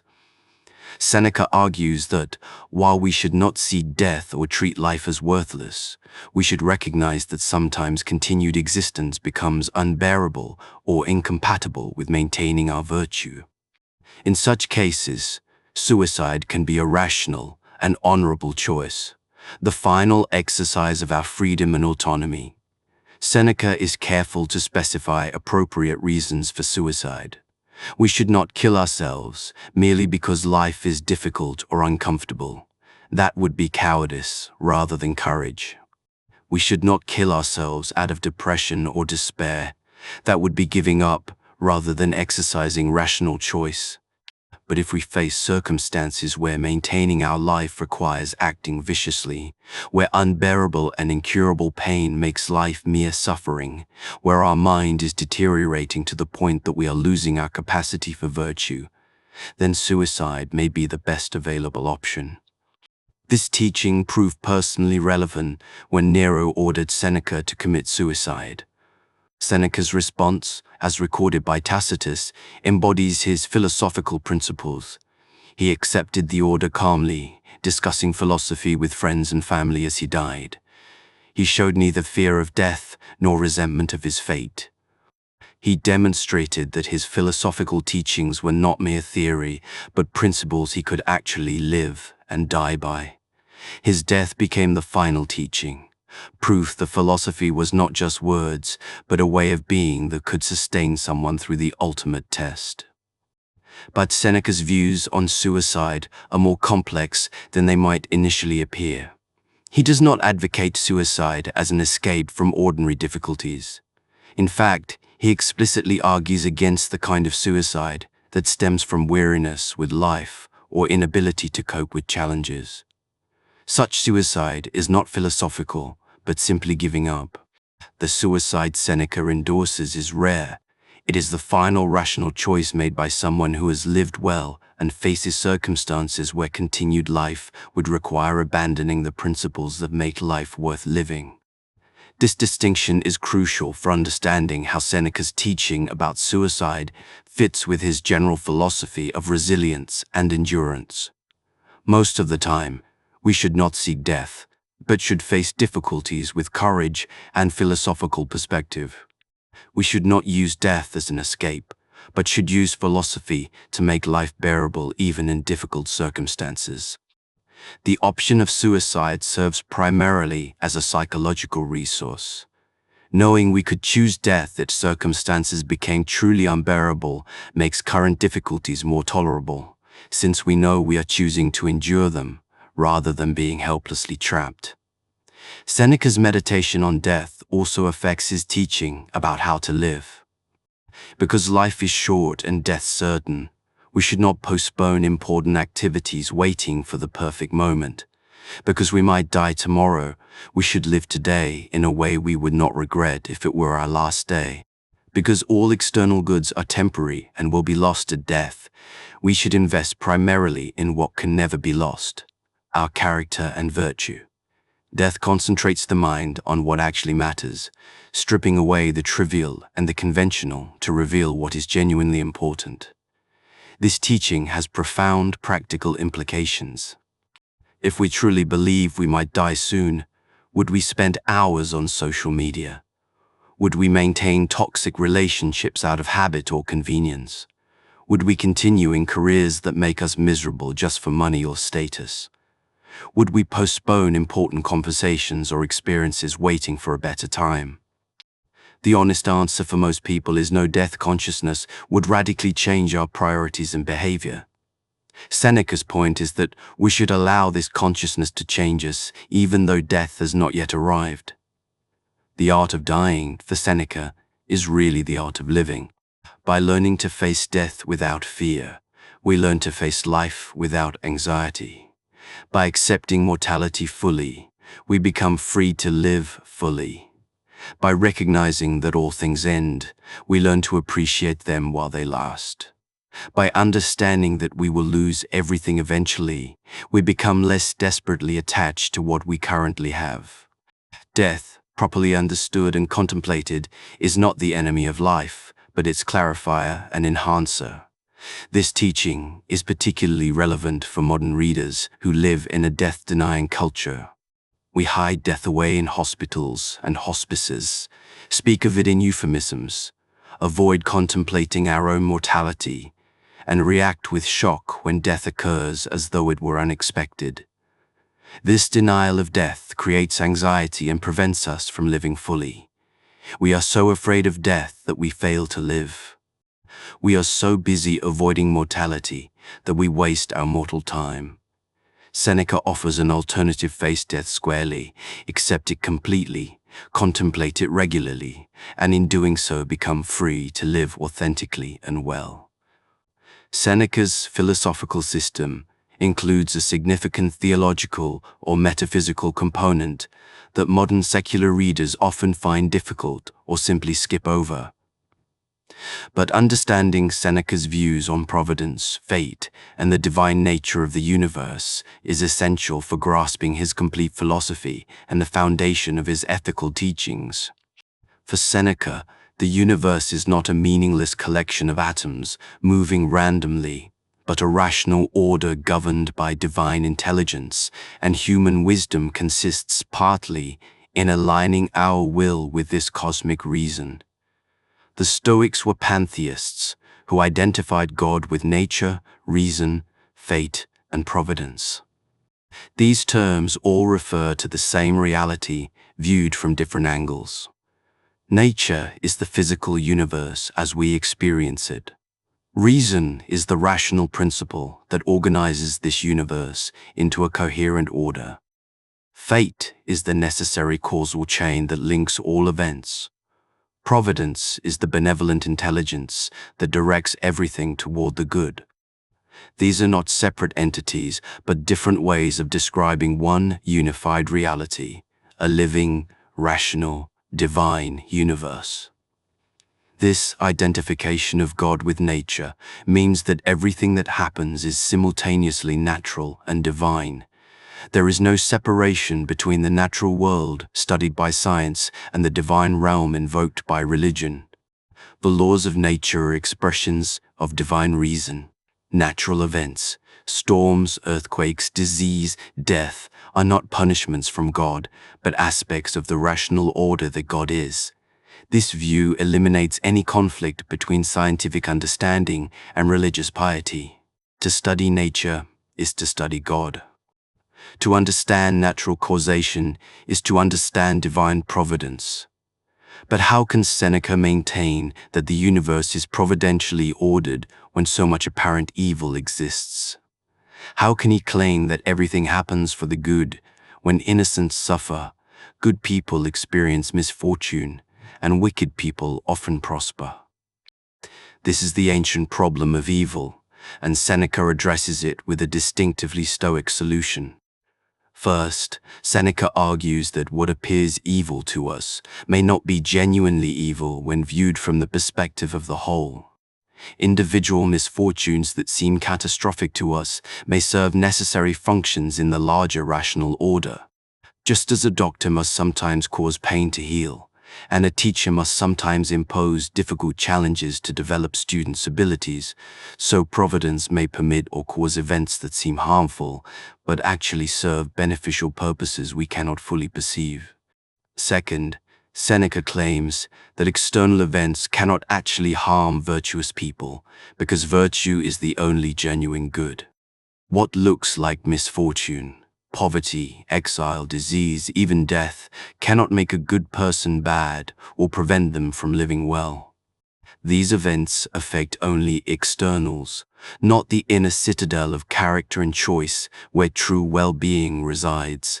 Therefore, Providence does not harm the virtuous when it permits these events to occur. Rather, it provides opportunities for exercising and demonstrating virtue. Third, Seneca argues that adversity is actually beneficial for developing character. Prosperity weakens us, making us soft, complacent, and morally untested. Adversity strengthens us, forcing us to develop resilience, courage, and wisdom. Providence loves those whom it challenges, treating them as a father treats a beloved son. Not with indulgent pampering, but with demanding challenges that promote growth and excellence. The person who faces no difficulties never develops their potential. The person who endures great trials and emerges with virtue intact achieves a kind of nobility that prosperity can never produce. This last point is developed at length in Seneca's essay on Providence, which begins with the question of why good people suffer if the universe is providentially ordered.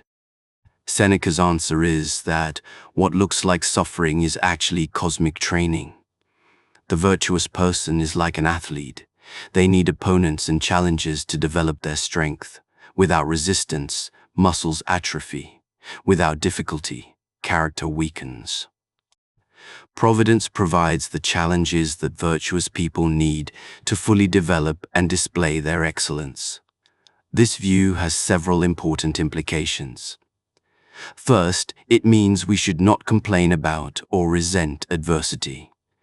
Difficulties are not signs that God has abandoned us or that the universe is hostile. They are opportunities for growth and demonstrations of character. Second, it means we should actually welcome adversity as a chance to practice virtue. Just as athletes welcome tough opponents and students welcome difficult problems, we should welcome challenges as occasions to develop and display our virtue. Third, it means that the quality of our response to adversity matters more than the adversity itself. The same event can strengthen one person and break another, depending on how they respond to it. But Seneca's theodicy, his defense of divine providence despite apparent evil, remains difficult for many readers. The claim that suffering benefits those who endure it can sound like rationalization or even cruelty. Does the child dying of disease really benefit from this experience? Does the victim of injustice gain more from suffering than they lose? Is Seneca's philosophy merely a sophisticated way of accepting and justifying suffering that should be fought against and eliminated? These criticisms have force, and Seneca himself seems to recognize their weight. His defense of providence is not offered with complete confidence, but with acknowledgement that divine purpose may exceed human understanding. He admits we cannot always see how particular evils serve the good. He grants that from our limited perspective, much appears unjust and harmful. His faith in Providence is not based on clear rational demonstration, but on philosophical commitment to believing the reality is fundamentally rational and benevolent rather than chaotic and indifferent. This faith in cosmic order serves important psychological functions, even if its metaphysical truth remains uncertain. Believing that the universe is providentially ordered makes suffering more bearable. It provides framework for making sense of adversity rather than seeing it as meaningless. It encourages resilience and growth rather than despair and resignation. Whether or not the universe is actually providential, acting as though it is proves psychologically beneficial for those who can maintain this belief. The concept of fate in Seneca's philosophy is closely related to providence, but emphasizes different aspects of the same reality. Fate is the necessary causal chain that links all events. Everything that happens is the inevitable result of prior causes, which themselves resulted from still earlier causes, in an unbroken chain extending back to the beginning of the universe and forward to its end. Nothing happens by chance or randomly. Everything follows necessarily from the nature of things and the causal laws that govern them.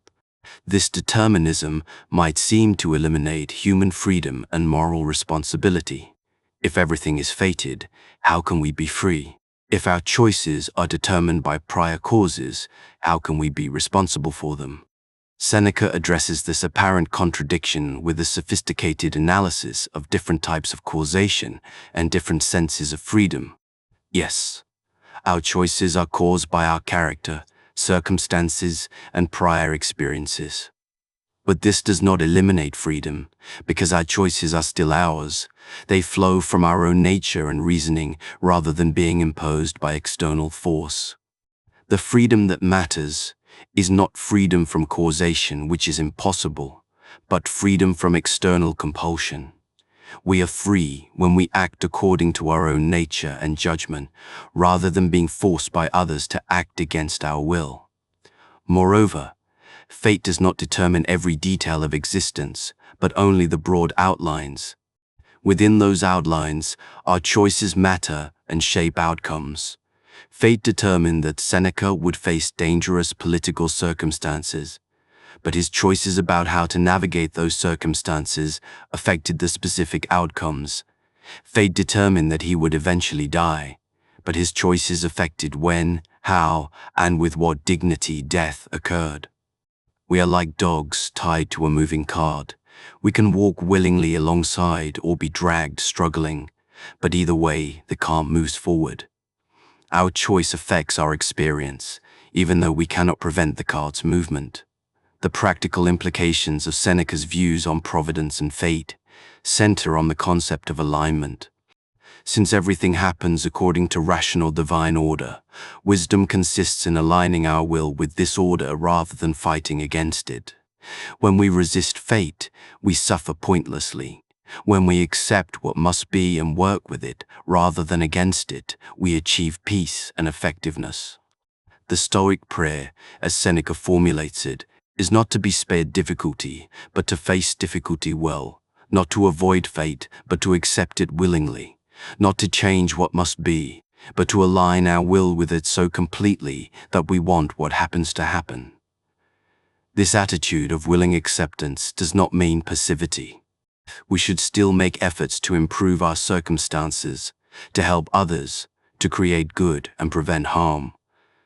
But we should do these things without desperate attachment to specific outcomes, recognizing that ultimately what happens is determined by factors beyond our control. We act and strive, but we accept results with equanimity, whether they match our preferences or not. This combination of engaged effort and detached acceptance is the practical expression of aligning our will with providence. The most intimate and accessible expression of Seneca's mature philosophy appears in his Letters to Lucilius, a collection of 144 letters written during the final years of his life after he had withdrawn from public life under Nero. These letters ostensibly private correspondence with a friend who was also engaged in philosophical practice, are actually literary works carefully crafted for publication.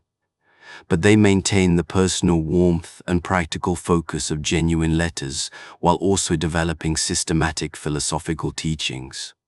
They show us Seneca at his best, writing not as a detached academic, but as a friend and fellow traveler on the philosophical path. Lucilius appears to have been a real person, an imperial official serving as procurator in Sicily and a genuine friend of Seneca's. But in the letters, he becomes also a literary creation, the ideal student, earnest in his pursuit of wisdom, responsive to teaching, making progress but still needing guidance. Through addressing Lucilius's questions and challenges, Seneca creates a model of philosophical mentorship and demonstrates what sustained engagement with Stoic practice looks like in daily life. The letters cover an enormous range of topics, from practical advice about dealing with anger or grief, to sophisticated philosophical analysis of knowledge and reality, from observations about contemporary culture, to reflections on aging and death, from critiques of luxury and excess, to celebrations of simple pleasures and genuine friendship. But certain themes recur throughout, giving the collection coherence despite its apparent miscellany. One dominant theme is the importance of philosophical practice as opposed to mere theory. Seneca repeatedly emphasizes that philosophy is not primarily about mastering doctrines or winning arguments, but about transforming one's life.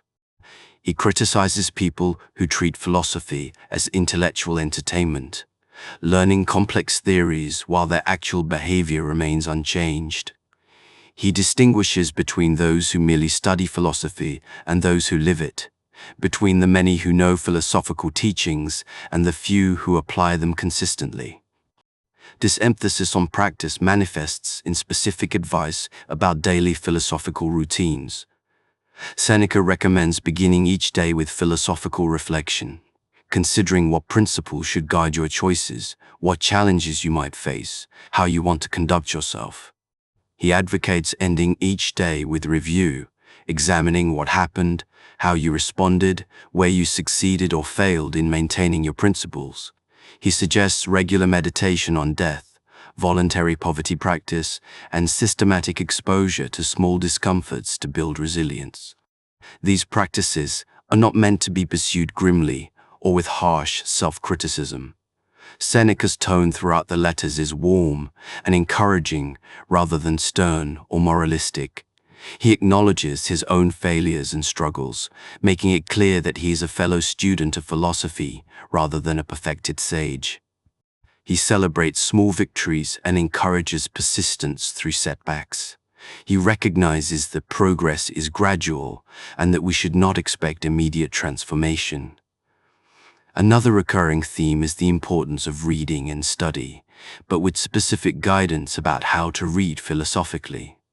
Seneca warns against reading too widely and too superficially, accumulating facts without developing wisdom. Better to read a few good books repeatedly and deeply, extracting their wisdom and making it part of your own thinking, than to read hundreds of books superficially and remember nothing. He recommends selecting specific passages that speak to your current struggles or questions, memorizing them, and reflecting on them throughout the day. Seneca practices what he preaches in this regard.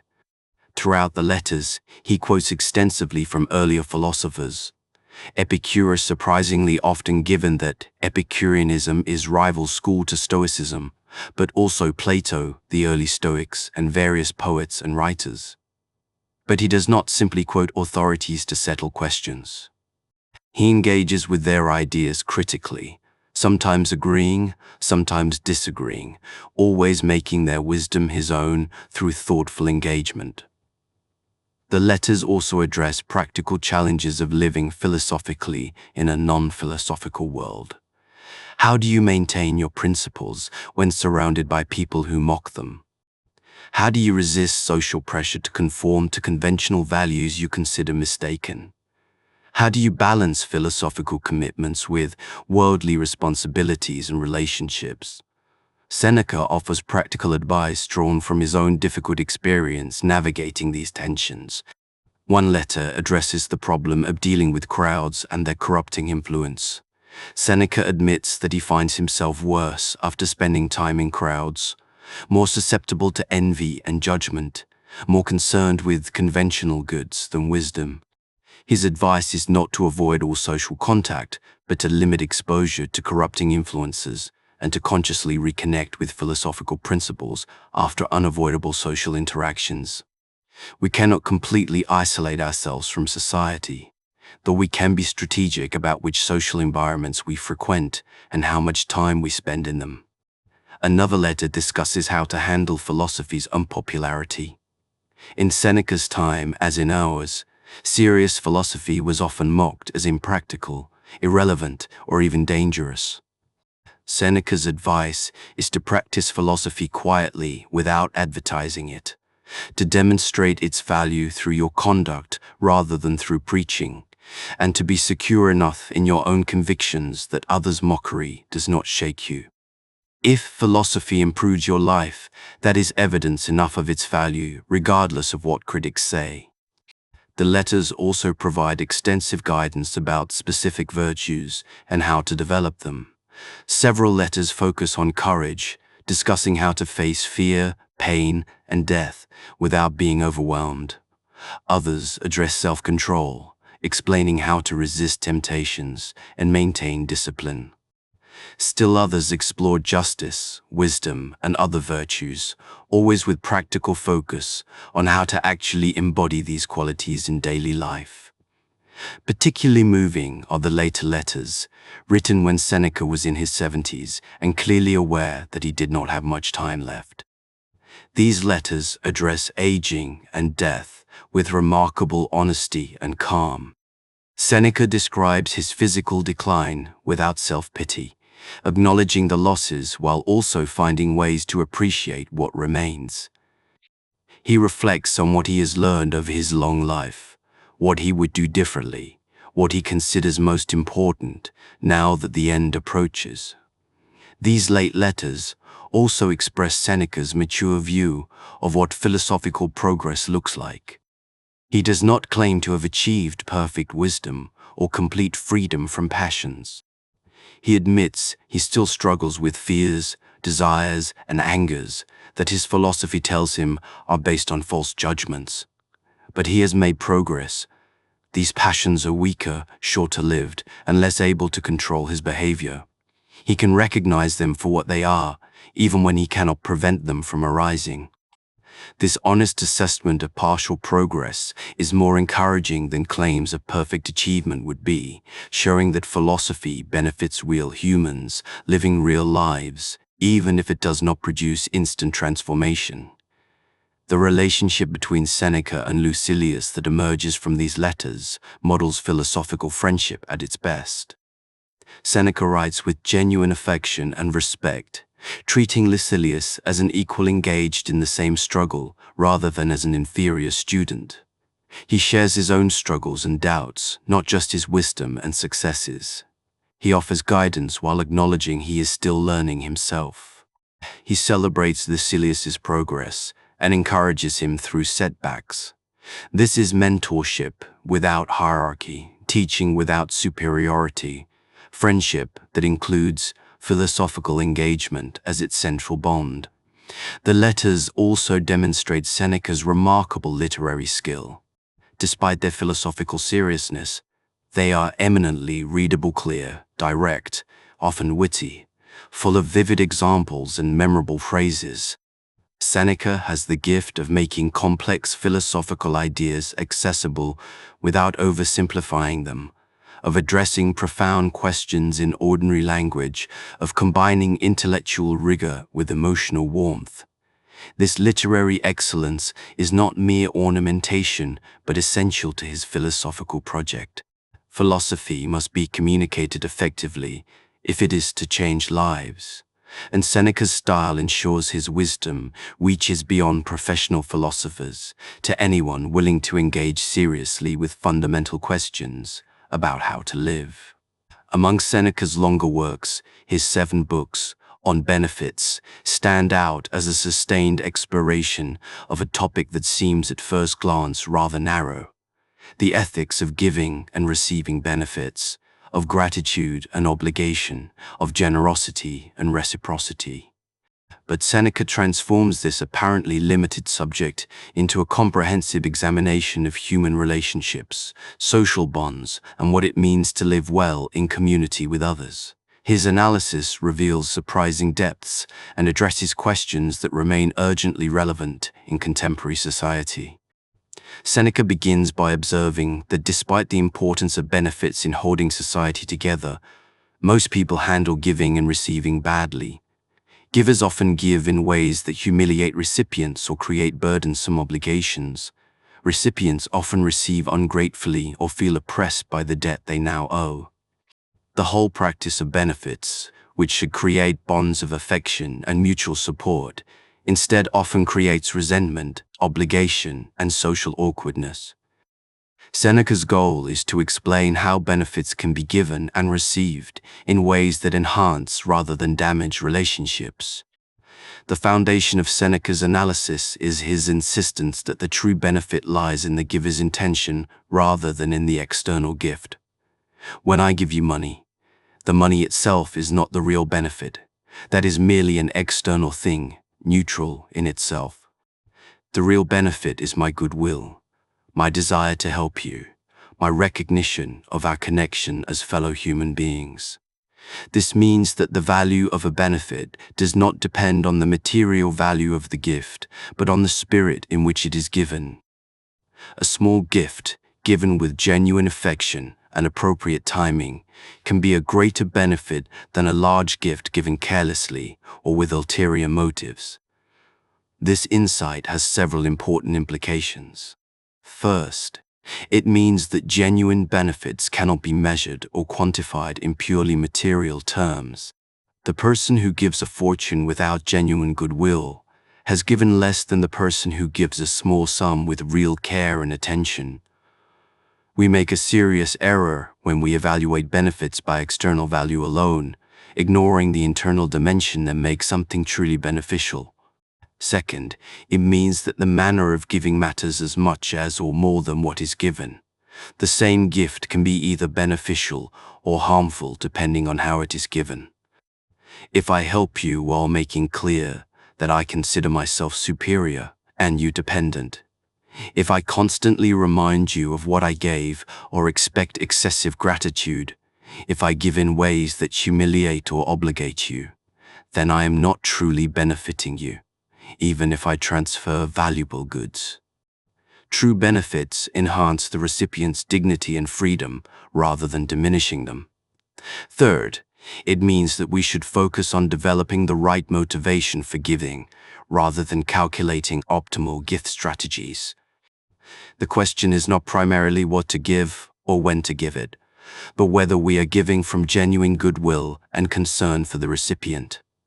If our motivation is right, if we truly want to help and to strengthen our relationship, then specific choices about what to give will tend to work out well.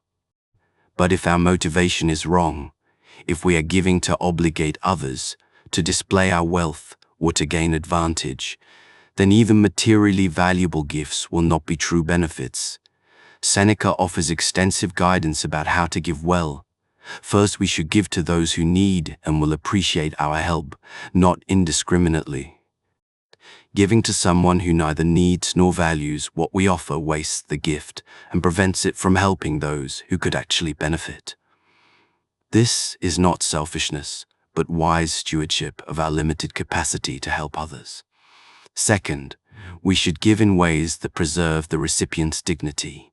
This means avoiding ostentation or publicity in giving, not constantly reminding recipients of what we gave, not making them feel inferior or excessively obligated. The ideal gift leaves the recipient feeling grateful but not burdened, helped but not humiliated, connected but not dependent. Third, we should give without expecting specific returns. This is perhaps Seneca's most challenging teaching. He argues that true benefits are given freely, not as investments expecting payment. If we give with the expectation of getting something back, we are not really giving at all, but engaging in a kind of transaction. True generosity gives without calculating returns, trusting that the goodwill itself justifies the gift regardless of whether it is reciprocated. But this teaching requires careful qualification to avoid misunderstanding. Seneca is not saying we should never give to people who might help us in return, or that we should pretend we have no interest in reciprocity. Rather, he is saying that our giving should not be primarily motivated by expectation of return. We give because we recognize others' needs and want to help, because we value the relationship, because generous action is itself good regardless of results. If benefits come back to us, we can be grateful, but we should not feel cheated if they don't. Seneca also addresses the question of ingratitude, which he considers one of the worst moral failures. When someone benefits us, we incur an obligation, not a burdensome debt that makes us servile, but a moral responsibility to recognize the benefit, feel appropriate gratitude, and reciprocate when opportunity allows. Ingratitude violates this obligation and damages the social bonds that benefits should create. But Seneca's analysis of ingratitude is nuanced. He distinguishes between different forms of ingratitude with different degrees of moral severity. The worst form is denying that you received a benefit or claiming it was no benefit at all. Slightly better is acknowledging the benefit, but immediately forgetting about it, feeling no lasting gratitude. Still better is feeling grateful but never expressing it or reciprocating. Best is feeling and expressing gratitude while being unable to reciprocate materially. This person is not really ungrateful, even though they cannot pay back what they received. Seneca also insists that we should give even to those who might prove ungrateful. We should not stop giving because some recipients fail to appreciate our benefits. The value of generous action lies partly in our own character development, not only in recipients' responses. Moreover, we cannot always predict who will be grateful and who won't. If we only gave to those certain to appreciate our benefits, we would rarely give at all and would miss opportunities to help people who might surprise us with their gratitude. On the receiving side, Seneca offers equally detailed guidance. Recipients should acknowledge benefits promptly and gratefully, but without excessive displays that become burdensome to the giver. They should look for opportunities to reciprocate, but should not treat this as a debt that must be paid exactly, or a burden that oppresses them. They should maintain the spirit of the original benefit. If it was given freely with goodwill, it should be received freely with gratitude rather than with resentment of obligation.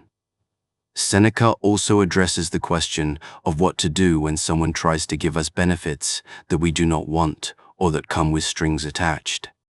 His advice is that we can legitimately refuse such benefits, and in fact should refuse them, if accepting would obligate us in ways we consider inappropriate. Not every offered gift creates obligation. We are obligated only by benefits that were given with proper motives and in proper ways. Manipulative or coercive giving creates no legitimate obligation. This teaching is particularly important for avoiding exploitation. If I give you something you did not want or need, then constantly remind you of my generosity and demand favors in return, I am not truly benefiting you, but attempting to control you through false obligation. Recognizing this allows you to refuse or resist such manipulation without genuine ingratitude. The broader philosophical point underlying all of Seneca's analysis is that humans are social creatures who cannot flourish in isolation. We need each other's help, support, and companionship. The practice of giving and receiving benefits is how we create and maintain the social bonds that make human community possible. When this practice works well, when benefits are given generously and received gratefully, it creates networks of mutual support and affection that enhance everyone's life. When it works badly, When giving and receiving become sources of resentment and obligation, social bonds weaken and community deteriorates. This makes the ethics of benefits not a peripheral concern, but central to human flourishing. Learning to give and receive well is learning to maintain healthy relationships, to contribute to community, to help others while accepting help ourselves. These are essential human capacities that require both philosophical understanding and practical wisdom to develop. Seneca's treatment of benefits also reveals the social dimension of Stoic philosophy, which is sometimes misunderstood as purely individualistic. While Stoicism does emphasize individual responsibility and self-sufficiency, it also recognizes that humans are naturally social and that virtue includes proper conduct toward others. Generosity, gratitude, and reciprocity are not optional extras, but essential components of living well. The wise person is not a hermit, but a good community member who contributes to the common good through appropriate giving and receiving. The modern relevance of Seneca's teaching on benefits is clear. We live in a culture confused about giving and receiving, uncomfortable with dependence or obligation, uncertain about how to help others without insulting them, or how to accept help without feeling diminished. Seneca's guidance offers a way forward. Give generously with genuine goodwill, receive gratefully without excessive burden, maintain focus on relationships rather than transactions, and develop both the capacity to help others and the humility to accept help yourself. The Stoic philosophy includes an ideal figure that seems almost designed to provoke skepticism and criticism. The sage, the perfectly wise person who has achieved complete virtue and unshakable tranquility. This person, according to strict Stoic theory, never makes mistakes, never experiences disturbing passions, never acts wrongly, and remains perfectly content, regardless of external circumstances. Even death, torture, or the destruction of everything they value cannot disturb their inner peace. This figure has been mocked since ancient times as an impossible fantasy, and many readers dismiss Stoicism entirely based on the apparent absurdity of this ideal. But Seneca's relationship with the concept of the sage is more complex and more interesting than critics usually acknowledge. He sometimes writes as though the sage is a real possibility that we should strive to achieve. Other times he admits that perfect wisdom is probably impossible, and that even the greatest philosophers fall short of the ideal. Still other times he suggests that the value of the sage concept lies not in its achievability, but in its aspirational function. It shows us what perfect virtue would look like, even if we cannot fully achieve it, giving us direction and motivation for our imperfect efforts at improvement. In his more optimistic moments, Seneca describes the sage's characteristics in terms that make this figure seem superhuman. The sage experiences no fear because they understand that nothing external can truly harm them. They feel no desire for things they do not have because they recognize that virtue alone suffices for happiness. They never make mistakes because their judgments are always based on accurate understanding of reality. They remain perfectly content, whether rich or poor, healthy or sick, praised or blamed, because their well-being depends entirely on their own virtue rather than on external circumstances. The sage responds to all situations with perfect appropriateness. They are courageous without being rash, cautious without being cowardly, generous without being wasteful, thrifty without being miserly. They maintain perfect balance in all things, never going to extremes in any direction. They are immune to flattery and insult, unaffected by prosperity and adversity, equally content alone or in company.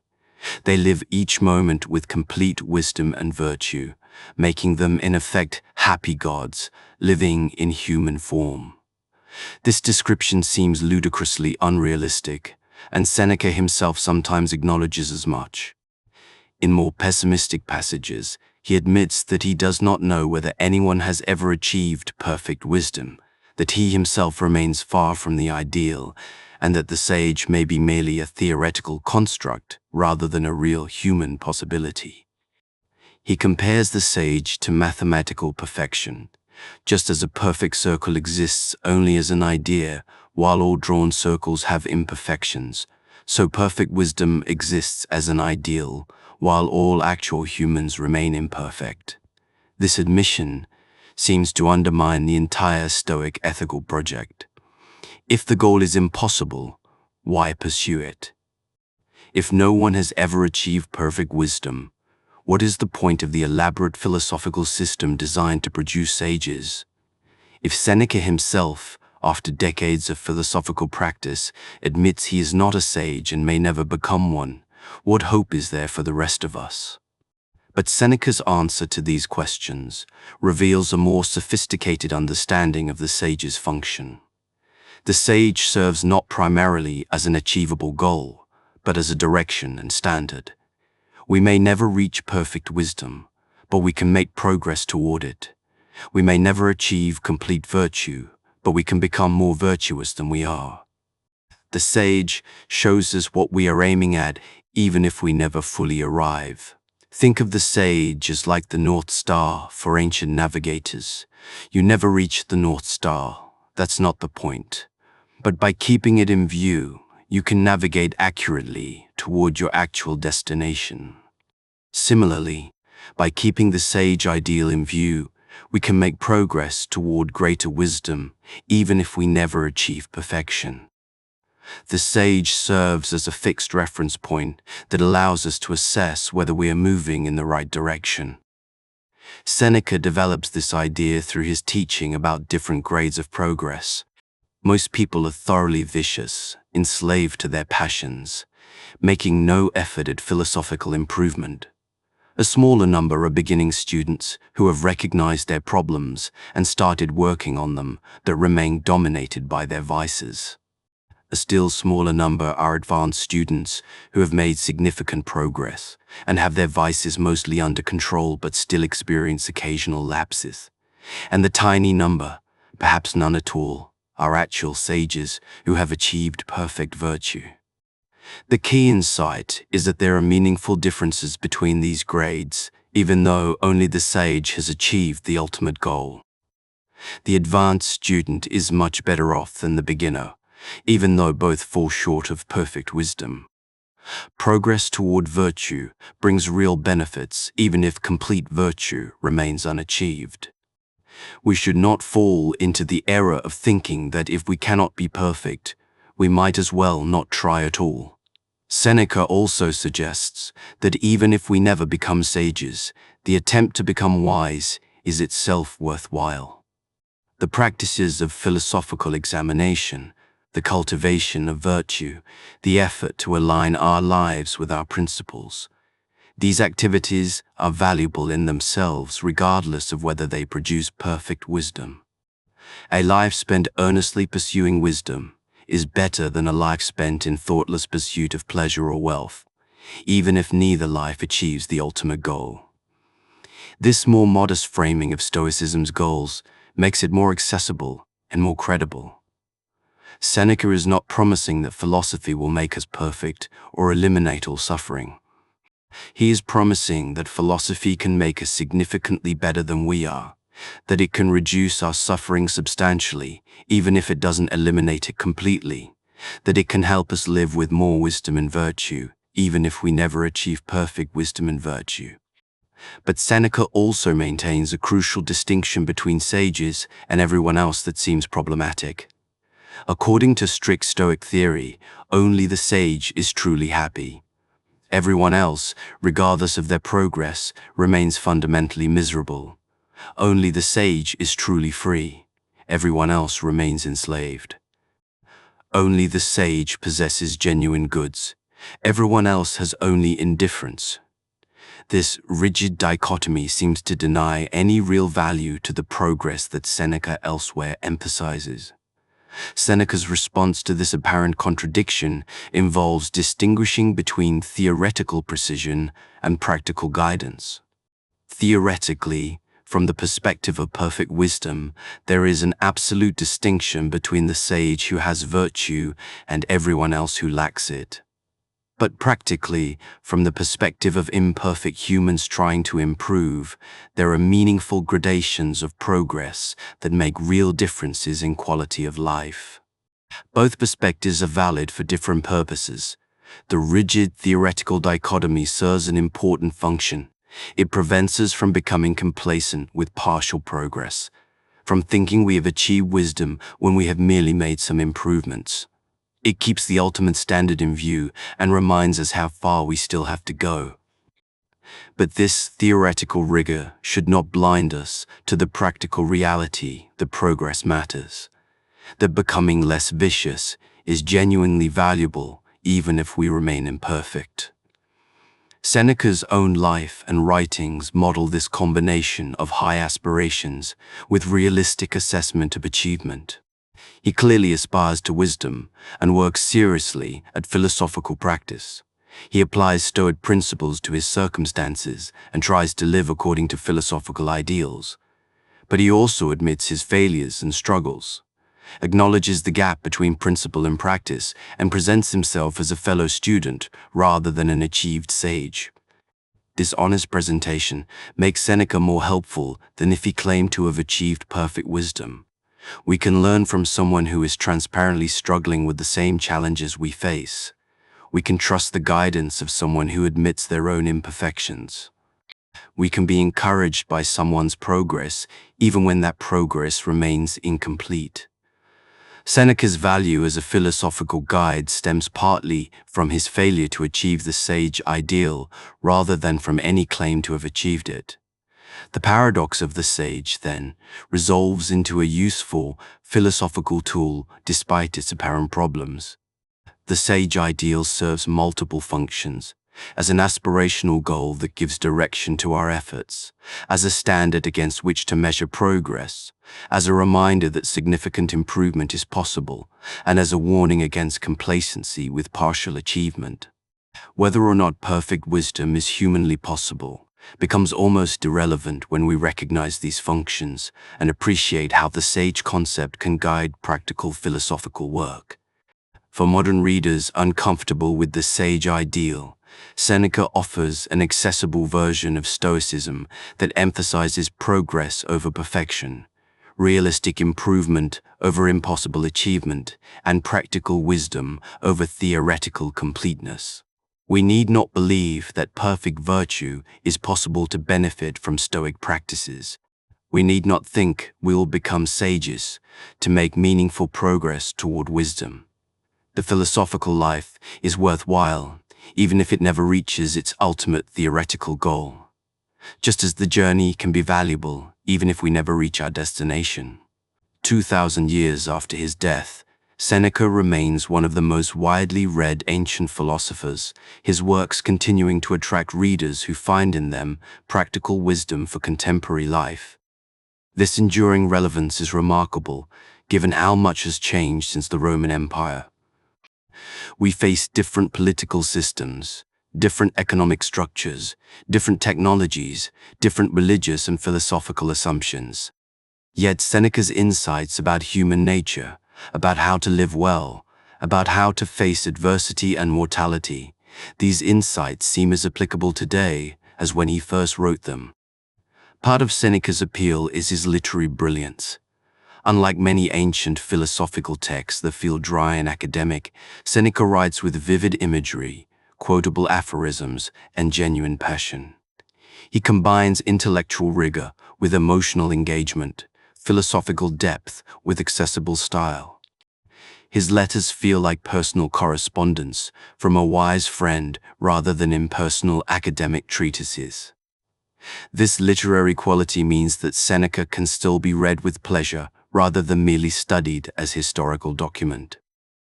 But Seneca's continuing relevance goes deeper than style.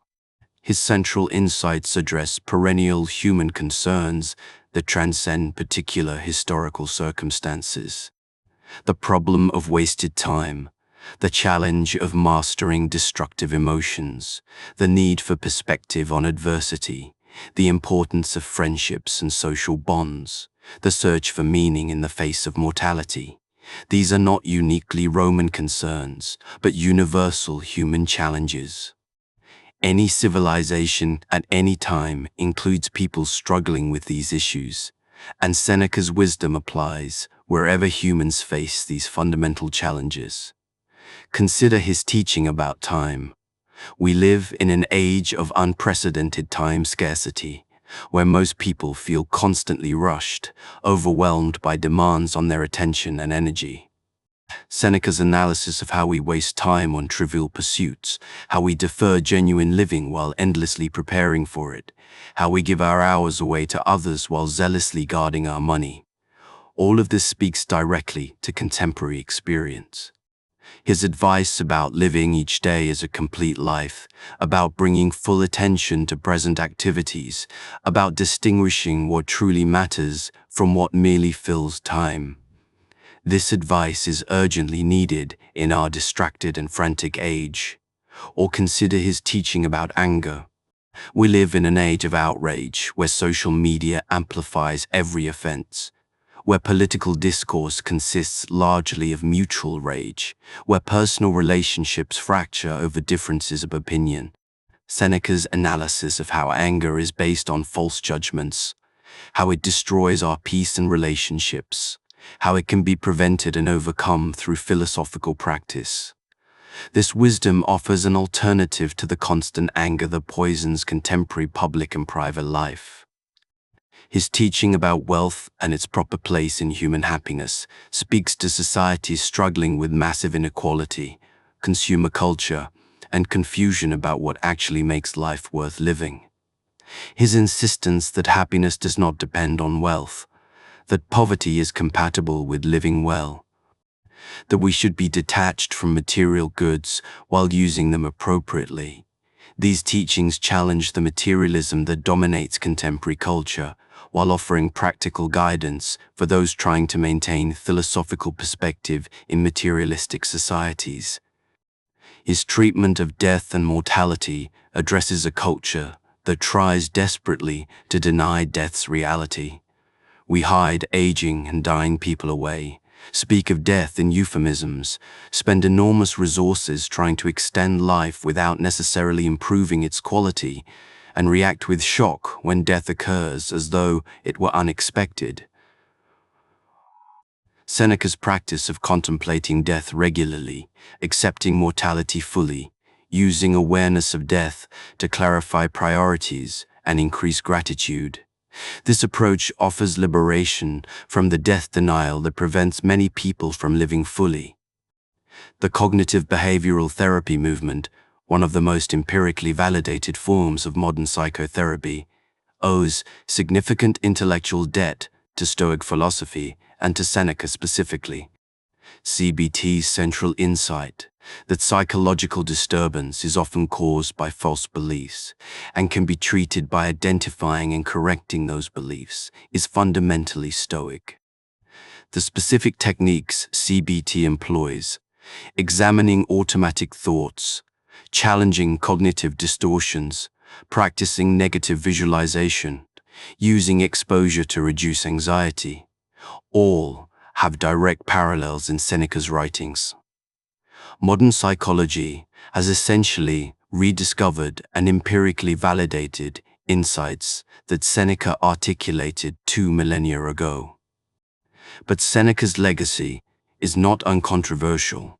His compromises with power, his accumulation of wealth, the gap between his philosophical ideals and his actual life, these continue to generate criticism and debate. Some readers dismiss him as a hypocrite whose philosophy was mere rationalization for privilege. Others see his contradictions as making him more rather than less relevant, showing how difficult it is to maintain philosophical principles in real-world circumstances that involve genuine moral complexity. This debate itself reveals something important about philosophy. Should we require that philosophers live perfectly according to their principles before we take those principles seriously? Or can we accept that humans are imperfect, that living according to demanding principles is extraordinarily difficult, and that someone's teachings can be valuable, even if their life shows failures of implementation? If we adopt the first standard, we will reject most philosophy as hypocritical. If we adopt the second, we open ourselves to learning from imperfect teachers who struggled with the same challenges we face. Seneca himself would likely advocate the second approach. He never claimed to have achieved perfect wisdom or to have lived flawlessly according to Stoic ideals. He presented himself as a fellow student of philosophy, making progress but still far from the goal. He admitted his failures and struggles. He understood that the gap between philosophical ideals and lived reality is inevitable for all but the rare sage, if such a person exists at all. This honest acknowledgement of human limitation makes his philosophy more, rather than less credible. The contemporary Stoicism revival, which has grown significantly in recent decades, draws heavily on Seneca's works. Modern Stoic practitioners often begin with Seneca's letters or essays because of their accessibility and practical focus. Online communities, podcasts, books, and workshops exploring Stoic practice typically feature Seneca prominently. This revival suggests that Stoic philosophy in general, and Seneca's version specifically, offers resources that contemporary people find genuinely helpful for navigating modern life's challenges. But this contemporary appropriation of Seneca also raises questions about what is lost when ancient philosophy is extracted from its original context and applied to radically different circumstances. Seneca wrote for Roman aristocrats struggling with political danger and moral compromise in an imperial system.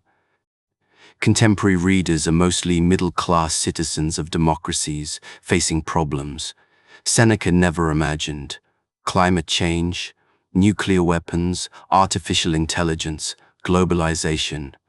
Can his wisdom really transfer across such vast historical and cultural distance? The answer seems to be both yes and no. Yes, Seneca's insights about human psychology, about the relationship between judgment and emotion, about finding meaning in the face of mortality, about maintaining inner freedom despite external constraints. These insights do transfer because they address fundamental features of human nature and the human condition that remain constant across historical change. No, Seneca's specific advice about particular situations, his assumptions about social hierarchy and slavery, his acceptance of certain forms of inequality, these do not transfer and should not be applied uncritically to contemporary circumstances. The task for modern readers is to extract Seneca's genuine wisdom while recognizing his historical limitations, to apply his insights to contemporary problems while adapting them appropriately, to learn from his successes while also learning from his failures and compromises. This requires active, critical engagement rather than passive acceptance. We must think with Seneca, rather than simply thinking like Seneca, using his wisdom as a resource for addressing our own problems, rather than treating his words as final answers to questions he could not have anticipated. What remains most valuable in Seneca's legacy is perhaps not any specific teaching, but rather his model of how to practice philosophy. He shows us that philosophy is not primarily about mastering theories or winning arguments, but about transforming one's life. He demonstrates that philosophical practice requires daily discipline, regular self-examination, honest acknowledgement of failures, and persistent effort at improvement. He proves that philosophy can provide practical guidance for facing real difficulties rather than merely offering abstract theories. And he models how to maintain hope and effort even when perfect achievement remains beyond reach. This understanding of philosophy as a practical discipline for living, as a set of tools for maintaining perspective and achieving inner freedom, as a source of wisdom for facing universal human challenges. This is Seneca's enduring gift. Whether we face death sentences like Seneca's mock execution, or exile like his banishment to Corsica, or moral compromise like his service under Nero, or simply the ordinary difficulties of maintaining integrity while pursuing careers and relationships in an imperfect world, Seneca's wisdom offers guidance. Not easy answers or guaranteed solutions, but the hard-won insights of someone who faced genuine difficulties and tried seriously to respond to them with wisdom and virtue. For contemporary readers willing to engage seriously with his work, Seneca remains a valuable teacher precisely because he was an imperfect practitioner rather than a perfect sage. His struggles make him accessible, his failures make him credible. His persistent efforts despite setbacks make him inspiring. His literary brilliance makes him enjoyable. His philosophical depth makes him worth sustained study. 2,000 years after his forced suicide, Seneca continues to offer wisdom for anyone seeking to live well in difficult circumstances, which is to say, wisdom for all of us.